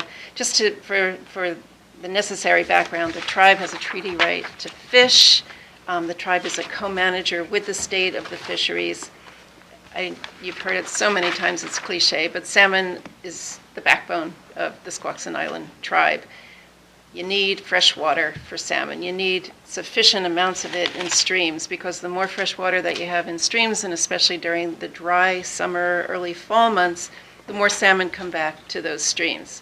You start to take water out of those streams, even small amounts, you get less wetted habitat. You get less fish returning to those streams. And the tribe it's here. The tribe has been here forever. The tribe is going to be here forever.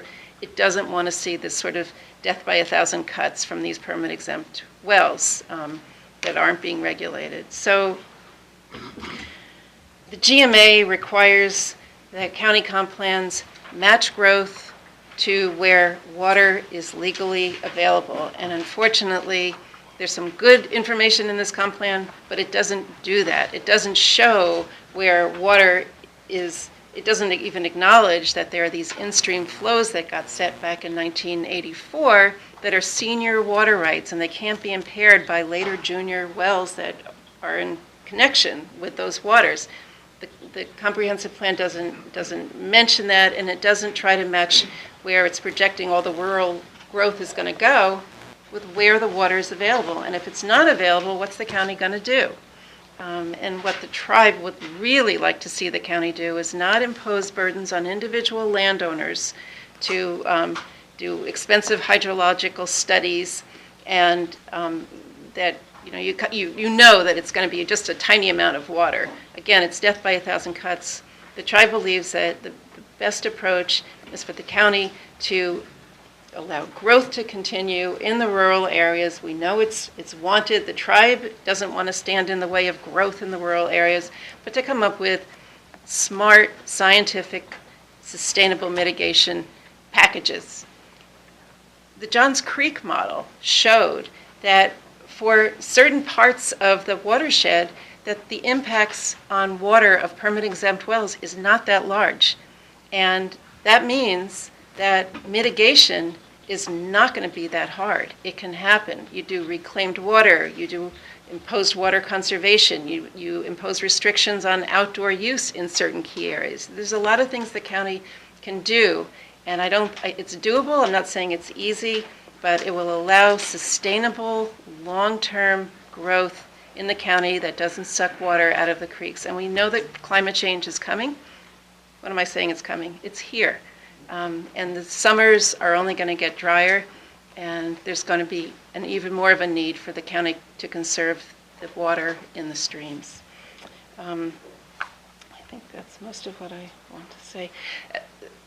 We learned about a week ago that there's going to be, I guess, a 2018 comprehensive water plan. We've also seen a draft framework for water-related issues. We've seen draft guidelines for water-related issues. There are some good things in these documents. We haven't seen a 2018 plan. It's a concept at this point. But from the tribe's perspective, these things need to be in the plan and/or development regulations. They need to be enforceable. Guidance and draft guidance and ideas of plans in the future. There's nothing to hang on to right now. So you're at this really important point. And I just have to say that certainly the tribe wants to be at the table as the county moves forward on all of these efforts, but it's not here today. And today you're deciding on a comprehensive plan, and I have to reinforce that the comp plan as it stands does not meet state requirements. It doesn't meet the GMA requirements for legal water availability. So if there's any questions, I'm glad to take them. I'm curious why again you say it doesn't meet that though. Again, everything I've read doesn't say what you're saying. It's one thing. The comprehensive plan is the 30,000-foot view of everything that tells us we have to stay within this structure. That's the comprehensive plan. The actual ways of getting there and stuff wouldn't be in the comprehensive plan. Just like we have these other things, these other regulations you'd like to see us, that we're already doing, you'd like to see us actually start to initiate and do it. For that we'd have a briefing, but that's in a different area. That wouldn't be in the comprehensive plan either. So what part do you think is not or is in violation? Because it doesn't say that the formula is supposed to be in the plan. I don't know about a formula, but I guess I sort of turn it back with a question is, where in the comprehensive plan is the county matching growth to where water is legally available? That's my understanding of what came out of Hearst, is that the county has to match it to that. But the comprehensive plan is where they say they will. They will make that. That's what the comprehensive plan is, not the formula in which to get there. And that's where they have stepped forward and put that in the comprehensive plan that says we will do that. I think, though, that I understand what you're saying, Commissioner. The comprehensive plan is the place, we believe, for the county to say this is where water resources are available, or if they're not, this is what's generally going to happen. And it doesn't do that. Couldn't that change regularly with stuff that happens, events or new information comes in? Well, right now, the information that we've been feeding to the county in piles, is that you have streams throughout the county that the state of Washington recognized way back. I mean, before, starting in the 50s, and then again as time went on, and culminating in in-stream flows and closures that were enacted on these streams. So these streams have limitations as to how they can be impacted, and they have senior water rights. And there's nothing in the comprehensive plan that acknowledges that there's a water availability issue. Ecology is documents for WIRA 14 say water is not available, water is spoken for. There's nothing in the plan that acknowledges this issue and then at least sets out from the 70,000 foot level what's going to happen. How's the county going to deal with that? And because it's silent on that issue, that's a defect, especially in the rural element, which requires that these in-stream flows be protected, preserved. It's not happening in the plan. So does that answer your question? Yeah, but you just said the same thing again, though. What you're talking about is things that would have to be done in order to get there. By saying we will do it, that's what the comprehensive plan is. It is not to look at the individual, in my opinion, but I appreciate your input on that. Thank you. Sharon, just a quick question. So staff had prepared a memorandum of understanding and sent it to the tribe, I believe, back in October. Have you had a chance to review that? Because the way that I read that MOU, it would have given us an opportunity to work more closely on these items and leading up to the 2018 comprehensive water plan that we are talking about. Is there any? Do you have any response to that? Because I haven't heard anything back through staff. I'm not sure if staff has heard anything on that, but my office certainly hasn't, and I was just curious as to your thoughts on that kind of a collaboration. Yes, thank you for asking, Commissioner. The tribe is very interested in an MOU. We sent a letter yesterday that addresses the draft MOU and kind of where we see it going. The draft MOU is a good start.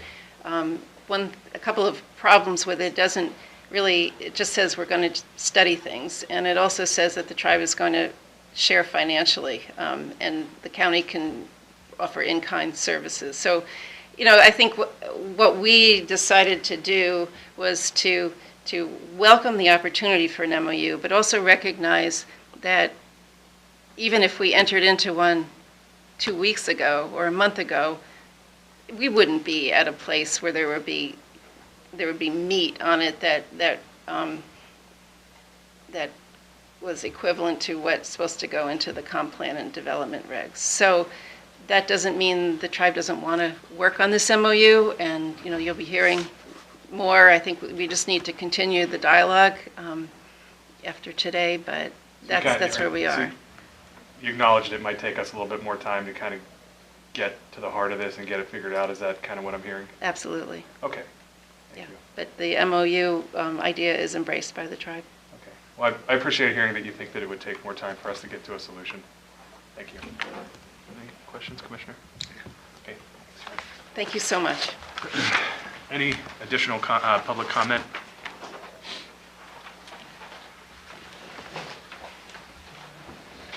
So Constance Ibsen, 6500 East State Route 106 in Union. I realize everybody here is probably really wanting to talk about the budget.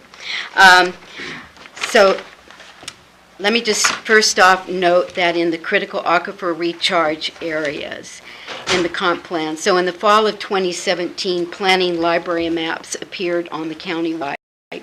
The current posted critical aquifer recharge area map does not detail the different classifications of aquifer recharge areas.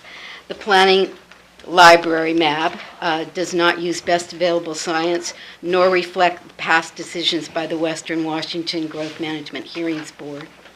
Additionally, on page 2 of 4 in the public comment summary and responses, the last paragraph is correct. There has been no sole source drinking water aquifers identified by the State Department of Health, and areas of potential seawater intrusion have not been identified or mapped.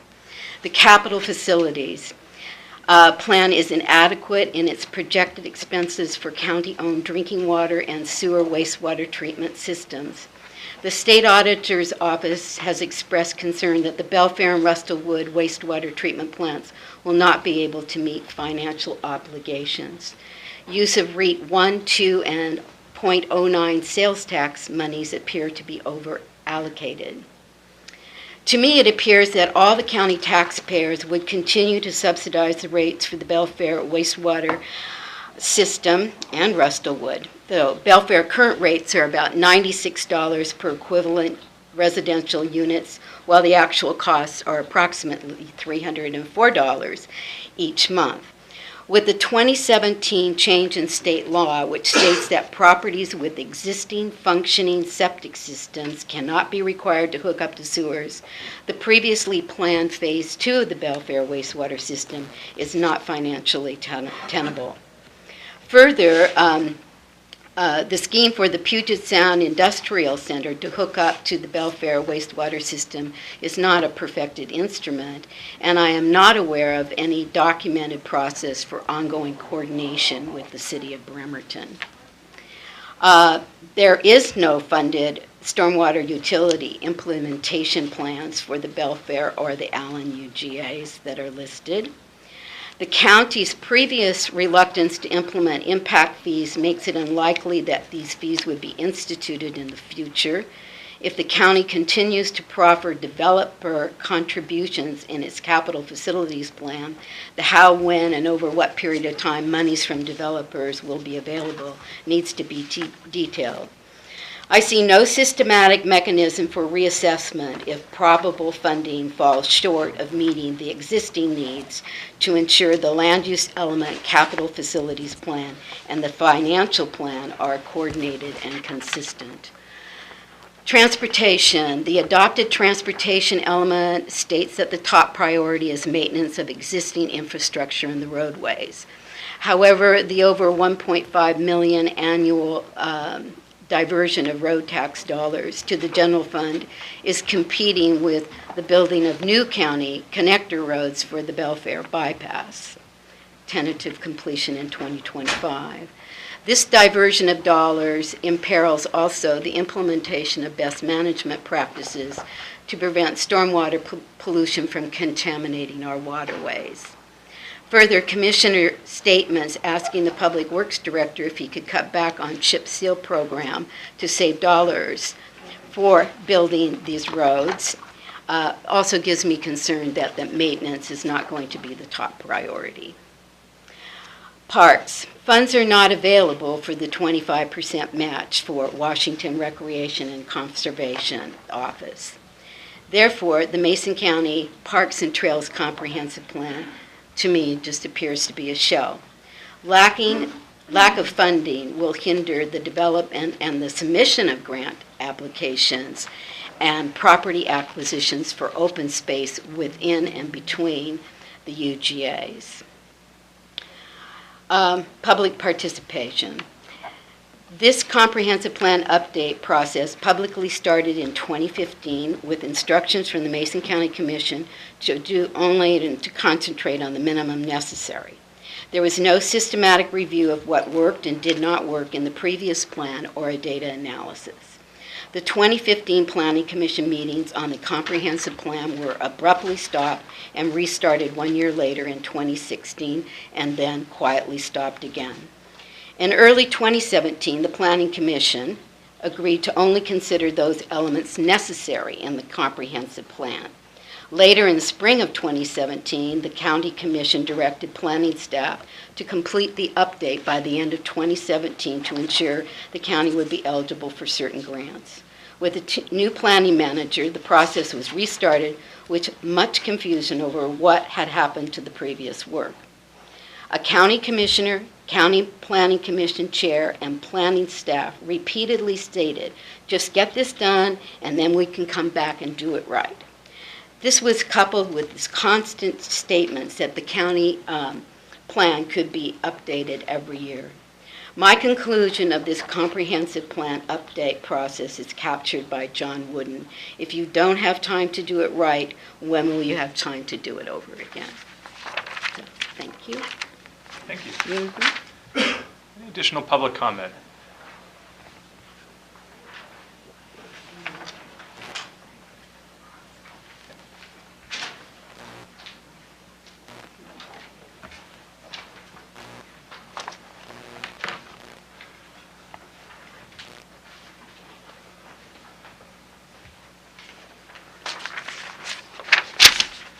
Well, if I can get myself back together here, I will be happy to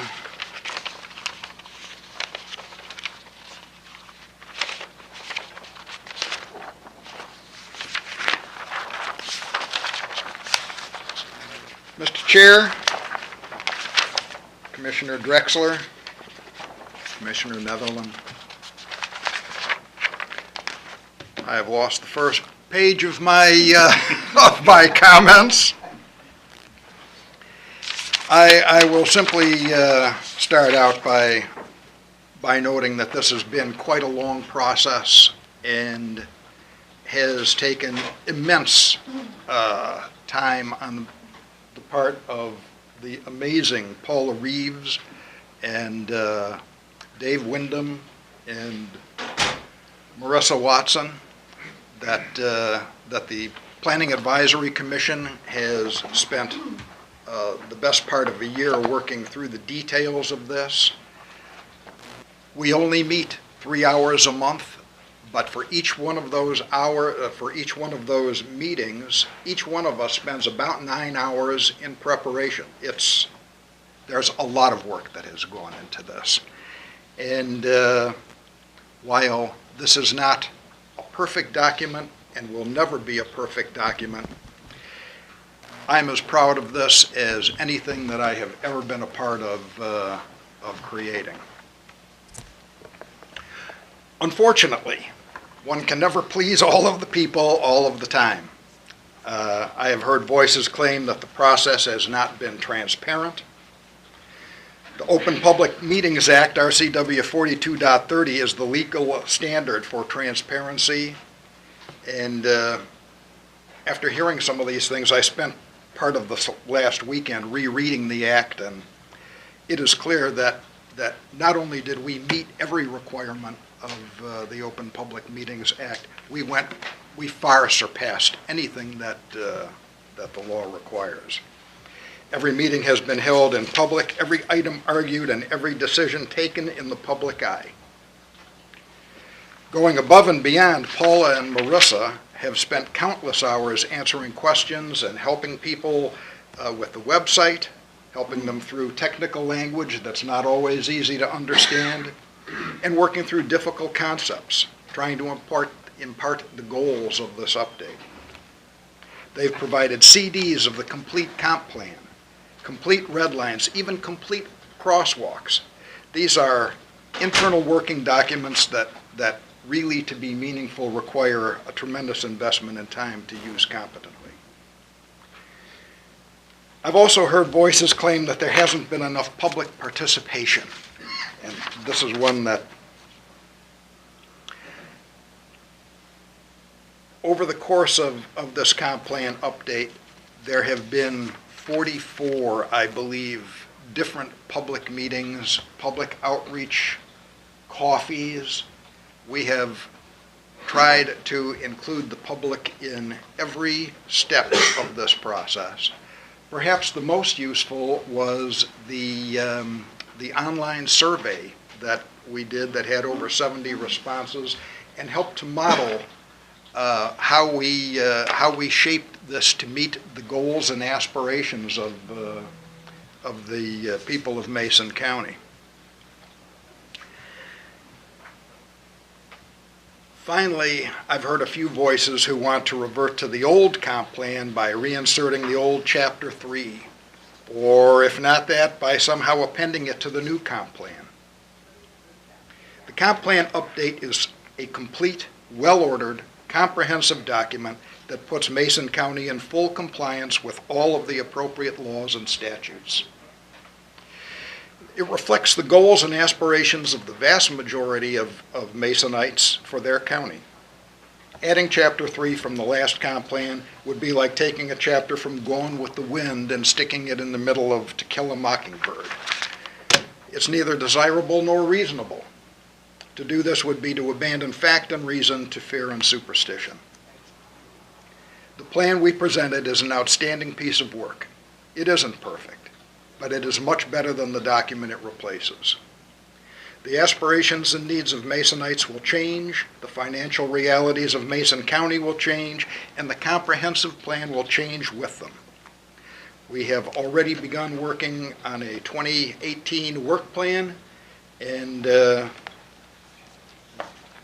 we will work through this including with the tribe. We have great plans for a comprehensive water program, and the tribe will certainly be a huge part of that.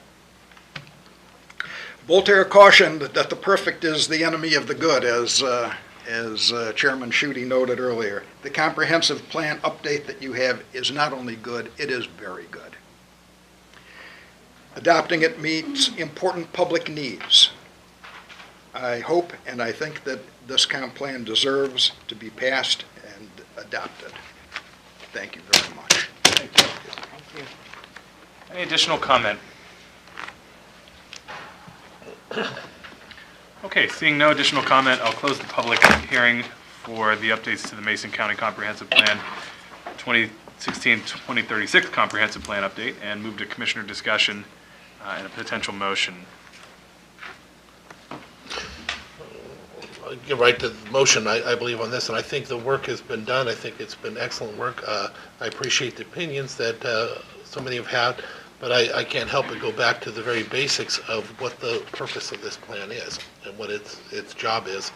And I will continue, and we will continue to have further conversations about the codes and the structures we use. While we're talking, I went through and was looking.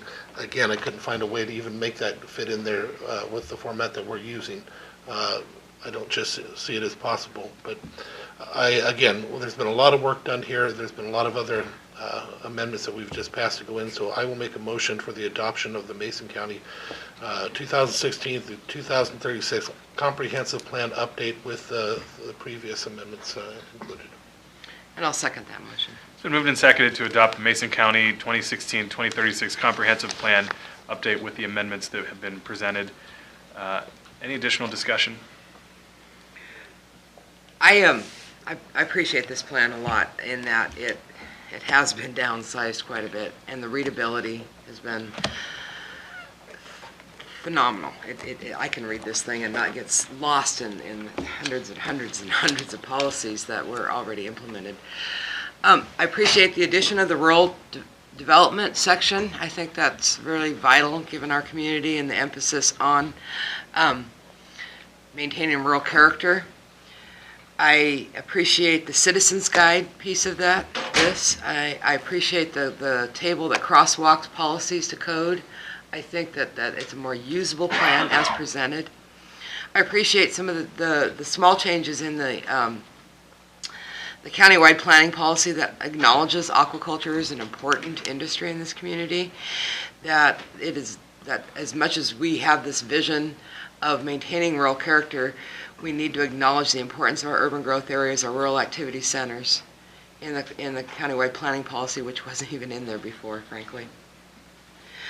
I know that we've had the review of the Department of Ecology, Department of Commerce, Department of Natural Resources, Department of Fish and Wildlife, got their comments, incorporated them when absolutely necessary. Their acknowledgement that this is sufficient has me the agreement that we've met the letter of the law, and where we didn't, we made those changes. I think that if anybody thinks that we can capture the entire 65,000 people's vision under one plan is unrealistic. There are going to be people that have issues, and we're not going to be able to capture them all. But I think we did a darn good job of getting there, at the very least of understanding what we think our vision is. I appreciate the boldness of this commission, of our planning commission, of our planning staff, that we can continue to do this look year after year after year. There was a previous thought that every 10 years is when you touch it and then you don't touch it again. I've been chomping at the bit to touch this, and there's so much more that I do want to do, but for now this is absolutely far better product than what we had before. I appreciate the comments of the tribe. I just want to address what you had said. I think that some of the things that the tribe had hoped for, we are not there yet. We do have a ability to, or we have now the procedures outlined about how to ensure water is legally available. And I admit that our county has probably dropped the ball on that in the past. but we did not have an understanding, like the Hearst decision clarified, about permit exempt wells and where they stand. That's created a different understanding about what legally available means. I don't think we have enough information that I would say was vetted to be able to draw up a comprehensive plan and say, this is where you have water, this is where you don't. I think that still needs to happen. I'm not willing to take the few models that have been done. I have a lot of problems with the Johns Creek model. I worked in the WIRA 14 planning when that model was presented, and there were a lot of questions we had then that couldn't be answered, and so I'm not comfortable with the Johns Creek model. And I think the mitigation packages are being worked on, and we'll have a whole cadre of them, hopefully, once we have certainty that they will be legally available to us to offer to people to mitigate water usage. I think that the tribe is looking for a more completed product than we have the ability to do at this point. And we do look forward to the opportunity to work with the tribe to build our body of knowledge and have that science vetted. Some of the other comment that was put out there about how we've overspent our REIT in our capital facilities plan. We, as a county commission, have budgeted 2 years' worth. The whole idea that we have to do a capital facilities plan out so far, there's no way to budget that exactly. But we do have it very much restricted to the 2 year, this year and then next year. We know what those dollars are and how we're going to adopt them as an annual plan, an annual facilities plan. And then I'm just going to state one more time, the idea that the whole county is subsidizing the Belfair sewer because we're using .09 and REIT monies, I don't agree. REIT is paid for by people who buy and sell homes. That's not the whole county. .09 is a rebate of state sales tax. These are both funds that have been allocated or have been established by the state legislature for the purpose of paying for water, sewer, and roads. And I will say it one more time, we have the legal availability to use these funds this way. And so I'm sorry if people don't appreciate and like that that's how we're using them. That's what the state legislature said we could do with those monies, and that's what we're doing. The state auditor doesn't like that. I'm not sure why, we disagree on that one, but if the state law says we can use that as money for water, sewer, and roads, then gosh darn it, I'm going to use it for water, sewer, and roads. And then I just thank staff, I thank the Planning Commission, I thank all the Planning Commission members before this, I thank previous staff that isn't there for all the hard work on this, and I do look forward to an annual review to make sure that we are looking at areas that we still want to tone down on or adjust to the changes in our community. Thank you. The comments that we've been sharing when it comes to making sure something is in the plan. While I was sitting here, I was looking and over some of the different aspects that are similar but different, and wondering how it could be done. For example, the pocket gopher. When you go through the comprehensive plan, you're not going to find a document in there that says why the pocket gopher in particular. You're not going to see a document that says we came up with the issue that we have an issue for pocket gophers because of this. You're also going to have another issue with what kind of buffers do you have because of the pocket gopher. Well, we're not going to find that in the comprehensive plan either, as well as we're not going to find why we have to have those buffers and what determinations we made by it. I understand we have some things that are in code that we have not been following. We need to work on that. And I know that you would like for us to, for the tribes to be able to put some of these things in our comprehensive plan for the water adequacy, but again, I can't find a place. In order for us to be in violation of not following the plan, the first thing we have to do is have it in the plan. And what's happening today for the first time is we're putting it in the plan in the comprehensive plan, that it will be done. Now, after we get it adopted in the comprehensive plan, and the comprehensive plan goes through, then we can be held liable for not following the plan. And that's where the weakness is in any county, is being held to the comprehensive plan itself. So now that if it passes here and it gets implemented into there, then you can expect that we have to follow guidelines and stuff in order to get there. But until it gets in, it doesn't exist in my opinion. Again, I thank you so much for all of your guys' hard work. This was an update, the idea of making sure that it meets basically whatever is necessary is required by law in order to get out there. Not everything we might want or like to have included, but people don't realize there's a lot of work in creating things, and there's a lot of work in paring things down to where it's workable for the rest of the public, and we can build upon our future based upon it. With that, I will be, again, speaking in favor of it. Thank you. I want to maybe limit my comments to a couple here, and mostly just words of thanks to staff, planning department staff, Marissa, Dave, Paula. Done a great job in helping facilitate this process. Also to the members of the Planning Commission who are here, Marilyn, James, Aaron, appreciate your work, and as well as the rest of your cohort who's unable to be here today. We're all, I've said this a number of times, we're all Planning Advisory Commission alumni. We know the work that goes into it firsthand. We did a lot of the work.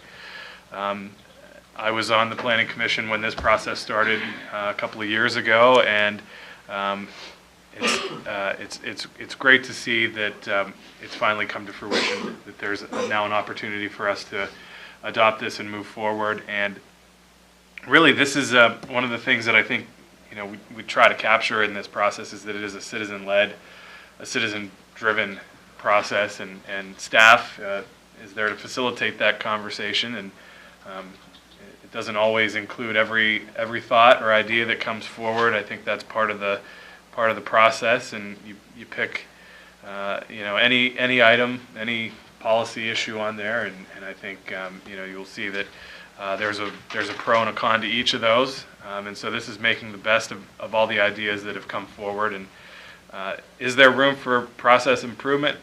Absolutely. Everything we do, we'll have an opportunity here to look back and say, where can we improve? Where can we do better? And so we'll certainly be taking that into consideration as we move forward with developing a 2018 work plan. And I know that staff is eager to do that. This is a plan that in a lot of ways streamlined what we already had, and eliminated redundant and duplicative policies, and so really cut down on the amount of information that's in the plan in a way that streamlines it and makes it more user-friendly, which is critical, I think. We found a way to allow more people to be engaged in the process, and I know there's room to improve and build on that. And so certainly congratulate you on a job well done here, and look forward to your work in 2018 and beyond. So with that, we have a motion and a second on the table, and with that I would call for a vote. All in favor say aye. Aye. All opposed? And the motion carries. Okay, we are completed with item 10.1, our public hearings on the comprehensive plan, and so we will move to the item 10.2, which is a continuation of yesterday's budget hearing. And so, Frank, if you could just maybe reset the conversation before I open it for public comment, just kind of recap where we are. Absolutely. Yesterday, the commission continued to today, the public hearing portion of the adoption of the 2018 budget for Mason County. Again, I'll reiterate the RCWs that are relevant. RCW 36.40.060 requires the Board of County Commissioners to hold a public hearing on the 2018 preliminary budget to allow taxpayers to appear and be heard for or against any part of the budget. The public hearing also allows county departments to publicly testify if they so desire. Pursuant to RCW 3640.071 and Resolution 111-85, this hearing is to be held on the first Monday in December and can be continued for 5 days.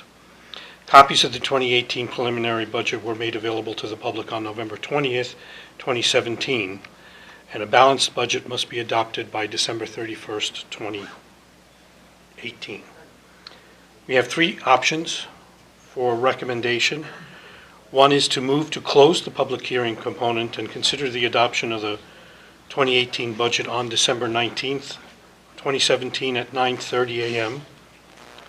Option 2 is to move to continue the public hearing to Wednesday, December 6th at 9:30.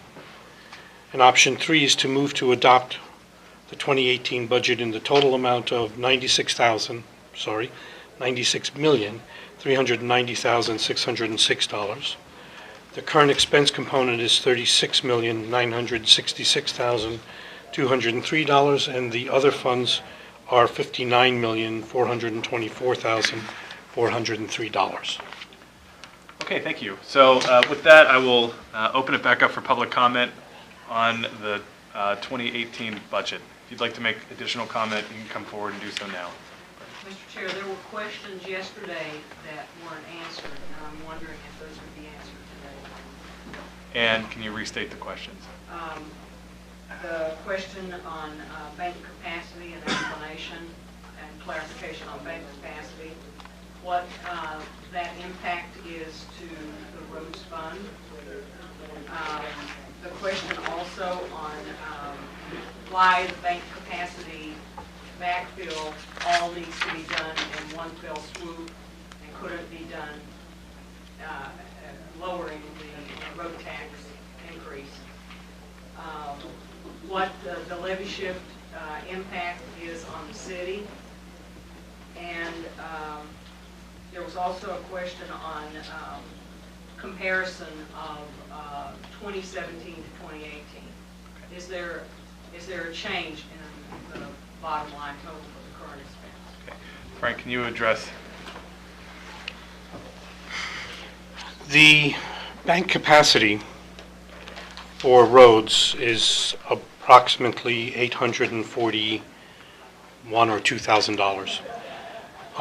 Roads was not considering to utilize that bank capacity in this year's levy.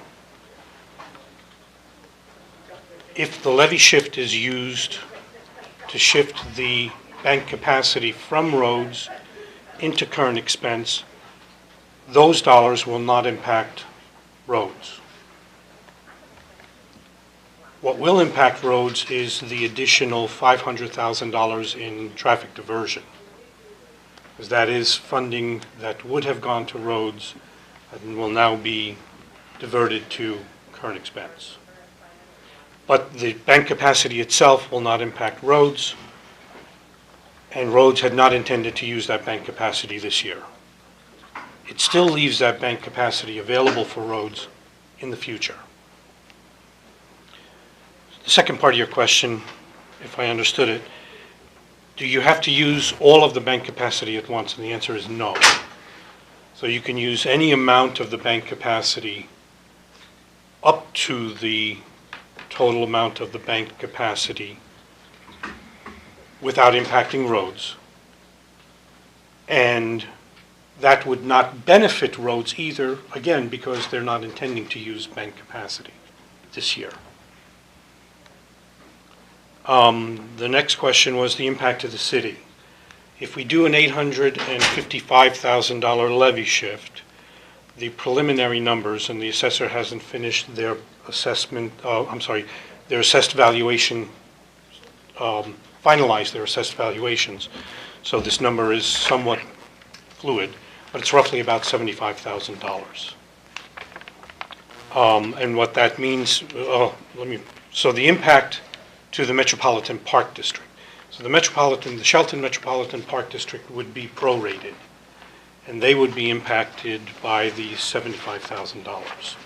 No other component, again, as it stands now, within the city, county, and junior districts would be impacted other than the Shelton Metropolitan Park District. It is the intent of the commission to make the Metropolitan Park District whole by buying down that impact and we've had a draft MOU that was presented to the commission yesterday that will be presented to the city today to address that buy-down. I think those were the questions. And then the comparison of 2017 to 2018? And I don't have those numbers So here. I looked on the website, the budget that was adopted for 2017 a year ago today appears to be at $38,545,163 total. Does that include the carried over ending fund balance? Yes. Yes. About 7 million, so Which- you don't have that. No, that's beginning fund balance. The ending fund balance was about 4 million. It had ending fund balance of $3,196,819. But you brought into 2017 about 7 million. $7,309,944.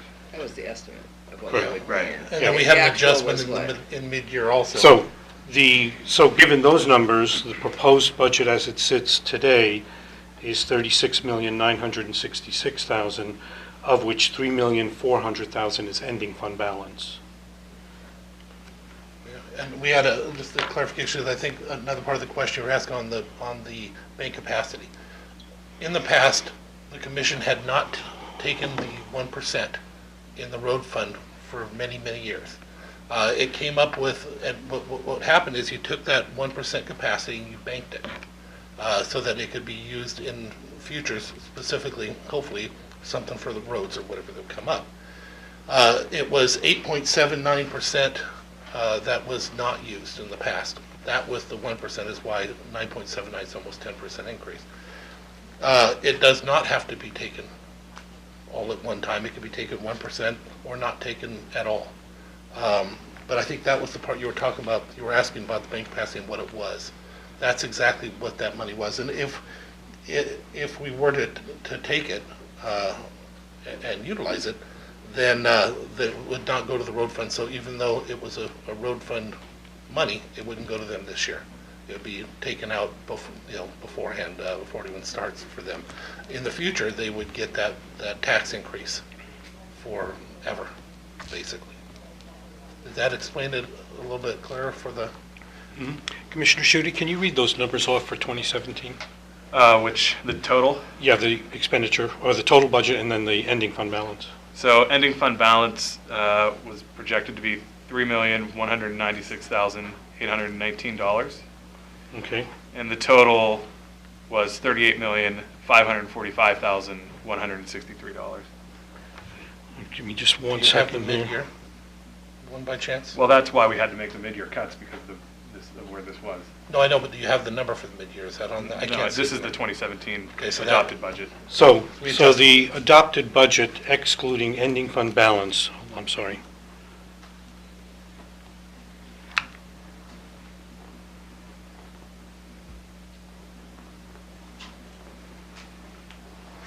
Was $36,348,344. What we have budgeted, excluding ending fund balance, is $33,551,207. And we changed our budget, though, in July. How much did we change it down to? I have no idea. So that's a reduction of $2,797,137. Yeah, we reduced our budget in July by 1.8 million. 1.8 and change, yes. 1.856, I The believe. budget coming in is 1.8 less than Then what was, what you just said, yeah. So when you move the additional 500,000 out of roads into the traffic diversion, do you have assurance that that will clear any audit, that it really and truly will be used for road diversion, for traffic policing? Because I read somewhere that there was a problem in one of our local counties that road diversion money had not been used appropriately. And I'm just wondering if you have assurance that by going from 1.5 million to 2 million, that we're still going to be all legal.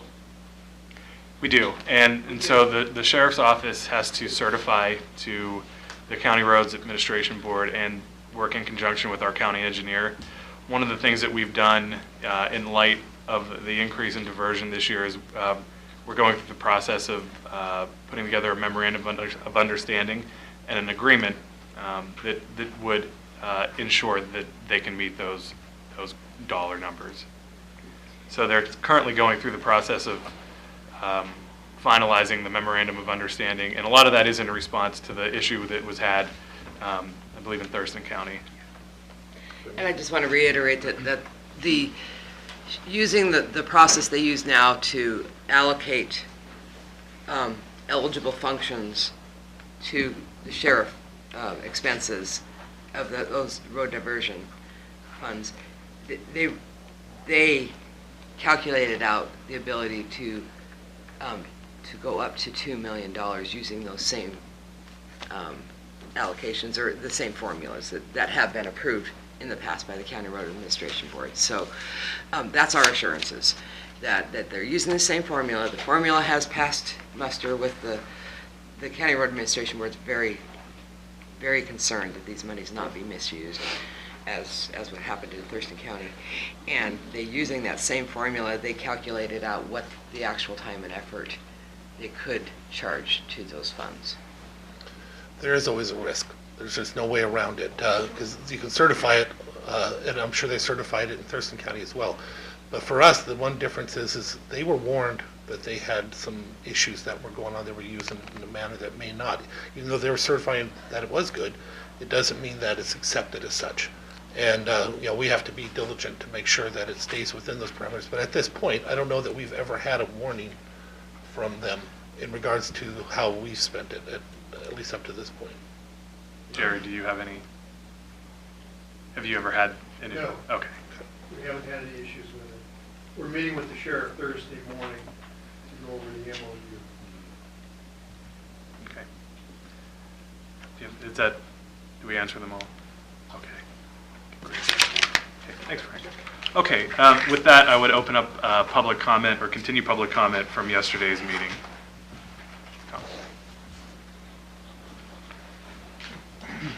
Thank you, Commissioners. Tom Davis. I actually was hoping to get out of here, and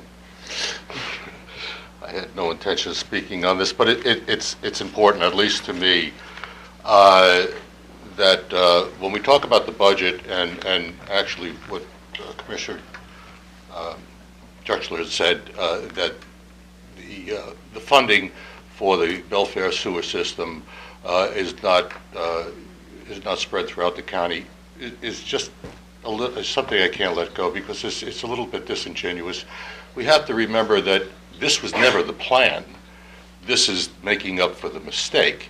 The plan, and no commissioner sitting here was here at the time, but the plan was that the Belfair sewer system would be funded by the Belfair Fund.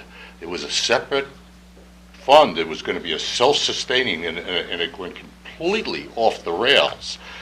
Almost to double the expense. Now, that's fine, because we want to move forward from here, but you can't just, we have to remember history, or we're going to be doomed to make these same mistakes. And I live in fear of making those same mistakes. If we don't learn the lessons, we've learned nothing. So the idea is that, yes, the county is incurring the cost. All of us are incurring the cost purely because the monies that are going to the Belfair sewer system to pay off for an ill-conceived plan cannot be used anywhere else. You could make an argument that, yes, we're going to all receive the benefits from this once we patch this all up and bring in the SKIA and so on, that it'll be generating funds that can be used throughout the county. But that was not the plan. The plan is to patch up the mistake. And as long as we identify that it wasn't the plan, then by all means we should move forward. But it didn't start here. It started way back here. So I just want to acknowledge that, because there's there's room for discussion. Thanks, Tom. If I can, I want to acknowledge it. Just like you said, it wasn't the plan. But the truth of the matter is, the idea of trying to have the costs solely burdened on those individuals would close down the breadbasket that we just talked about. To take QFC, for example, and increase their sewer bill from 48,000, which is only 12,000 in Bremerton, for 48,000 up to $200,000. Eventually, you lose one of those two stores. Eventually, you're going to lose a lot of the small businesses. Then you have to find the money to make up for that because it's limited. We weren't here, but it was never the plan. But it is the best that we could find to do in order to keep that from passing and allow it to continue to grow. Okay, thank you. Any additional comment?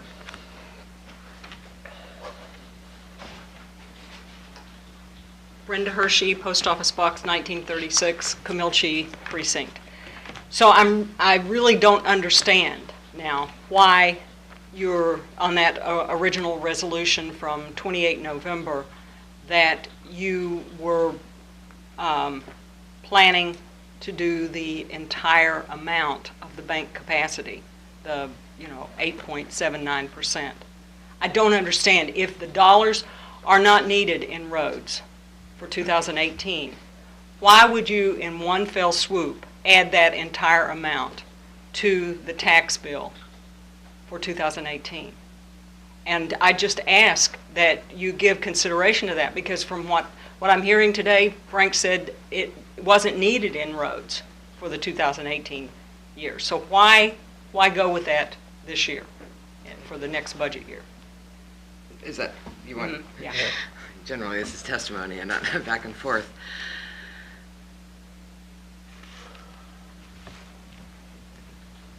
Number one, the intention was, and I'm going to start off, and Frank misspoke to some extent earlier, when we were considering taking the bank capacity and doing a levy shift to shift it over to current expenses.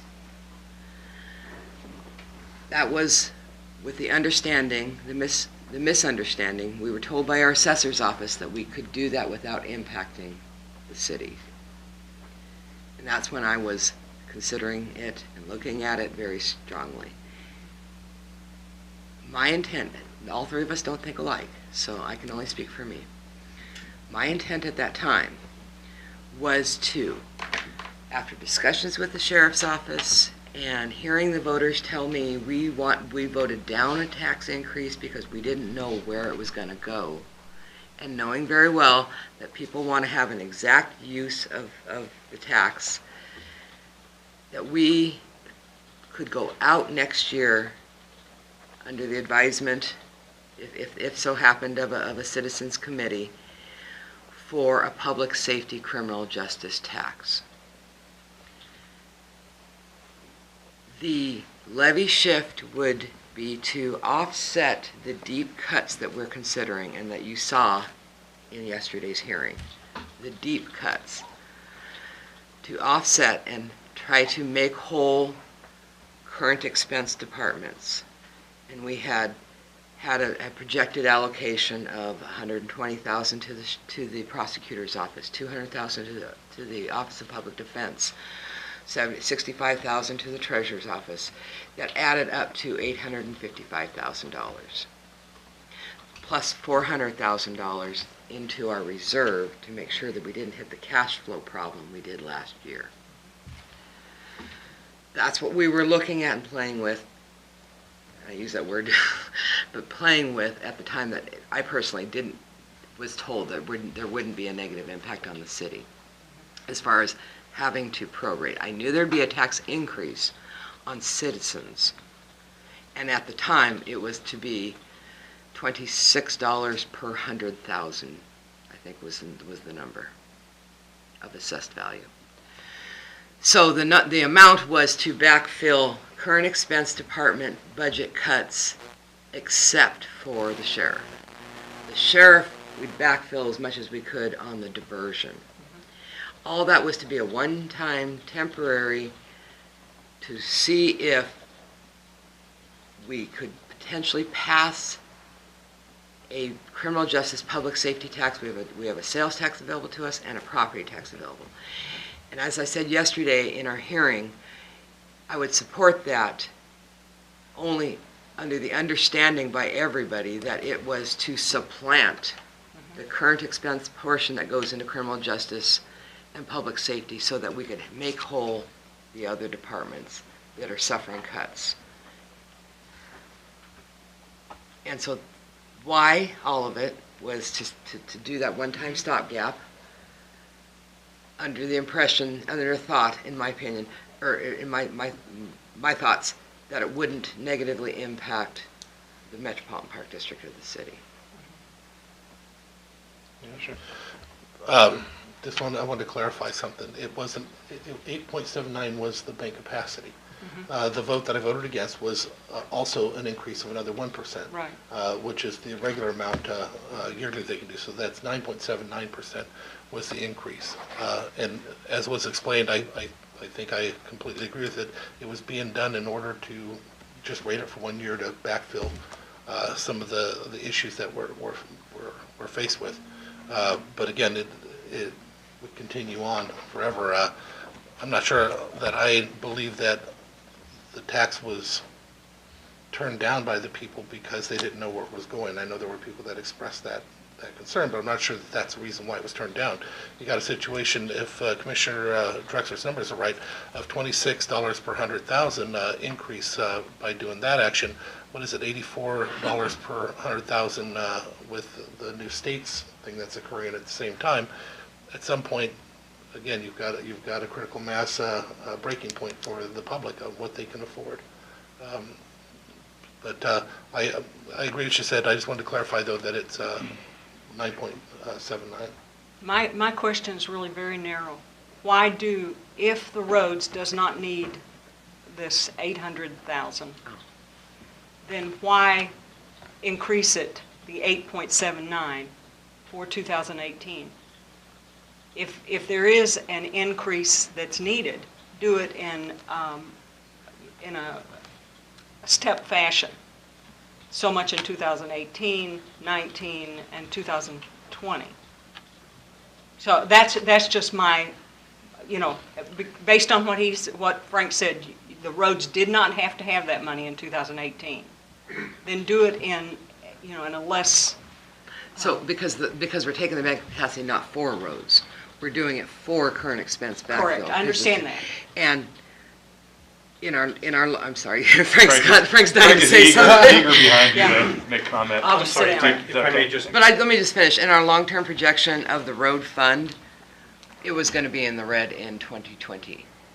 So that money will eventually be accessed.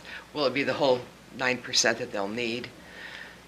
Maybe not, but we also have major road building projects that are coming down the pike that will use that. See, that's what's been missing. Okay. And that is the Belfair Connector.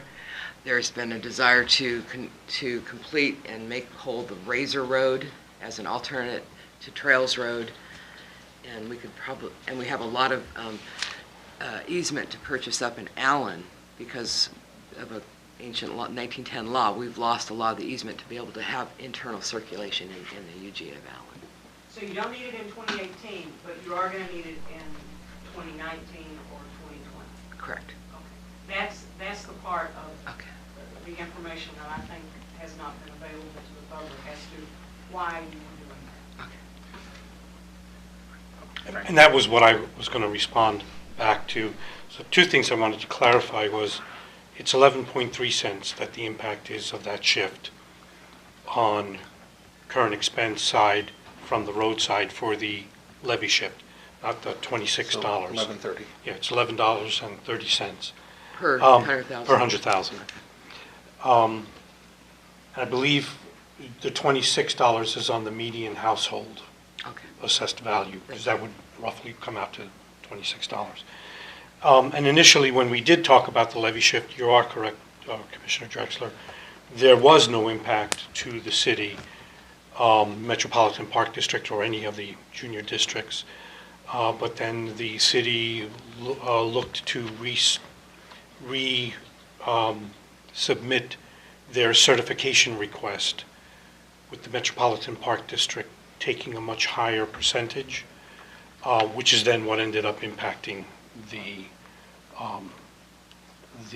prorating the Metropolitan Park District. And then your question in regards to that 855,000, and I wasn't sure if what your question was, why take the 855 this year and give it to the roads if they don't need it? Well, in a levy shift, that comes over to current expense. Okay, so that money, if it's not needed in roads, would be shifted and put over into current expense, and that's what the commission then used to what we refer to as backfilled the reductions that were proposed to each of the departments in a way that established the commission's priorities as to what they felt needed to be backfilled. So that was the only other addition that I would have added to that, is that those funds are coming out of roads, going to current expense, to be used in current expense. And roads has indicated that in 2019, 20, and or 21, they may need those dollars, and it would be unavailable for current expense to shift in future years. Great, thank you. Thank you. And I would just comment, I think part of the frustration is, is we're having to evaluate this budget in a way that provides no good options. There are no good options here. And, one of the things that I think it's important to keep in mind is we're trying to make the best of the bad choices. That's where we are, I think, as a county right now. When I look at this, I don't love the fact that we need to do a levy shift, or that we're considering a levy shift. I think that's it's disappointing that that's one of the options that we have to consider, and probably one of the options that will move forward. But to do it otherwise is akin to, maybe you've heard the term dine and dash. It's one thing to run the bill up and then not be able to pay for it. And unfortunately, we're here holding the check, and we have to figure out how to hold this thing together here, bring the citizens in, get more engagement from the public, put together a plan that is long-term, that stabilizes Mason County's finances over a longer period of time. And unfortunately, that involves quite a bit of triage right now. Budget hearings in the past have gone in a similar way, where you had one commissioner saying, this is going to come back to bite you. This is outside of the the means of the county in order to put a budget together like this. And here we are. And here we are trying to make the best of that situation. And so, I hope that we can continue to find ways to be part of the solution. And unfortunately, that does involve making some difficult choices. Any additional comment? Okay, seeing no others for public comment, I'll close the public comment period, and we'll move to our options. Frank, could you maybe restate what they are? I'm ready to. Do you have those? I'm ready. Okay. First of all, just I want to buy you some time to look for this.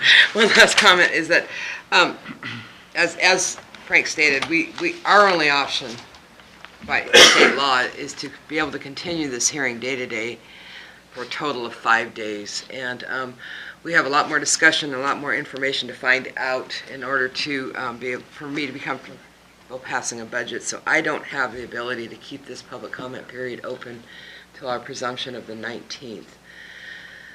And that breaks my heart.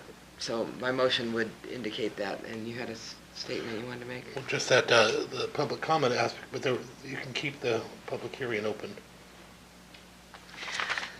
The hearing may be continued from day to day until continued, but not to exceed a total of 5 days. So on December 19th, you would need to have a hearing to adopt the budget. There would still be public comment as related to the hearing, but this portion of the public comment, I'm sorry, This portion of the public comment as it relates to the adoption of a budget could be closed at any point in that 5-day period. So our only option is to keep this open day to day until Sunday. Or close it and have a public hearing on the adoption on the 19th. I'm sorry, to have a public hearing on the 19th to adopt with a public comment period because it's a public hearing. Another hearing, okay. Correct. Okay, great, then I feel better about that. Me too.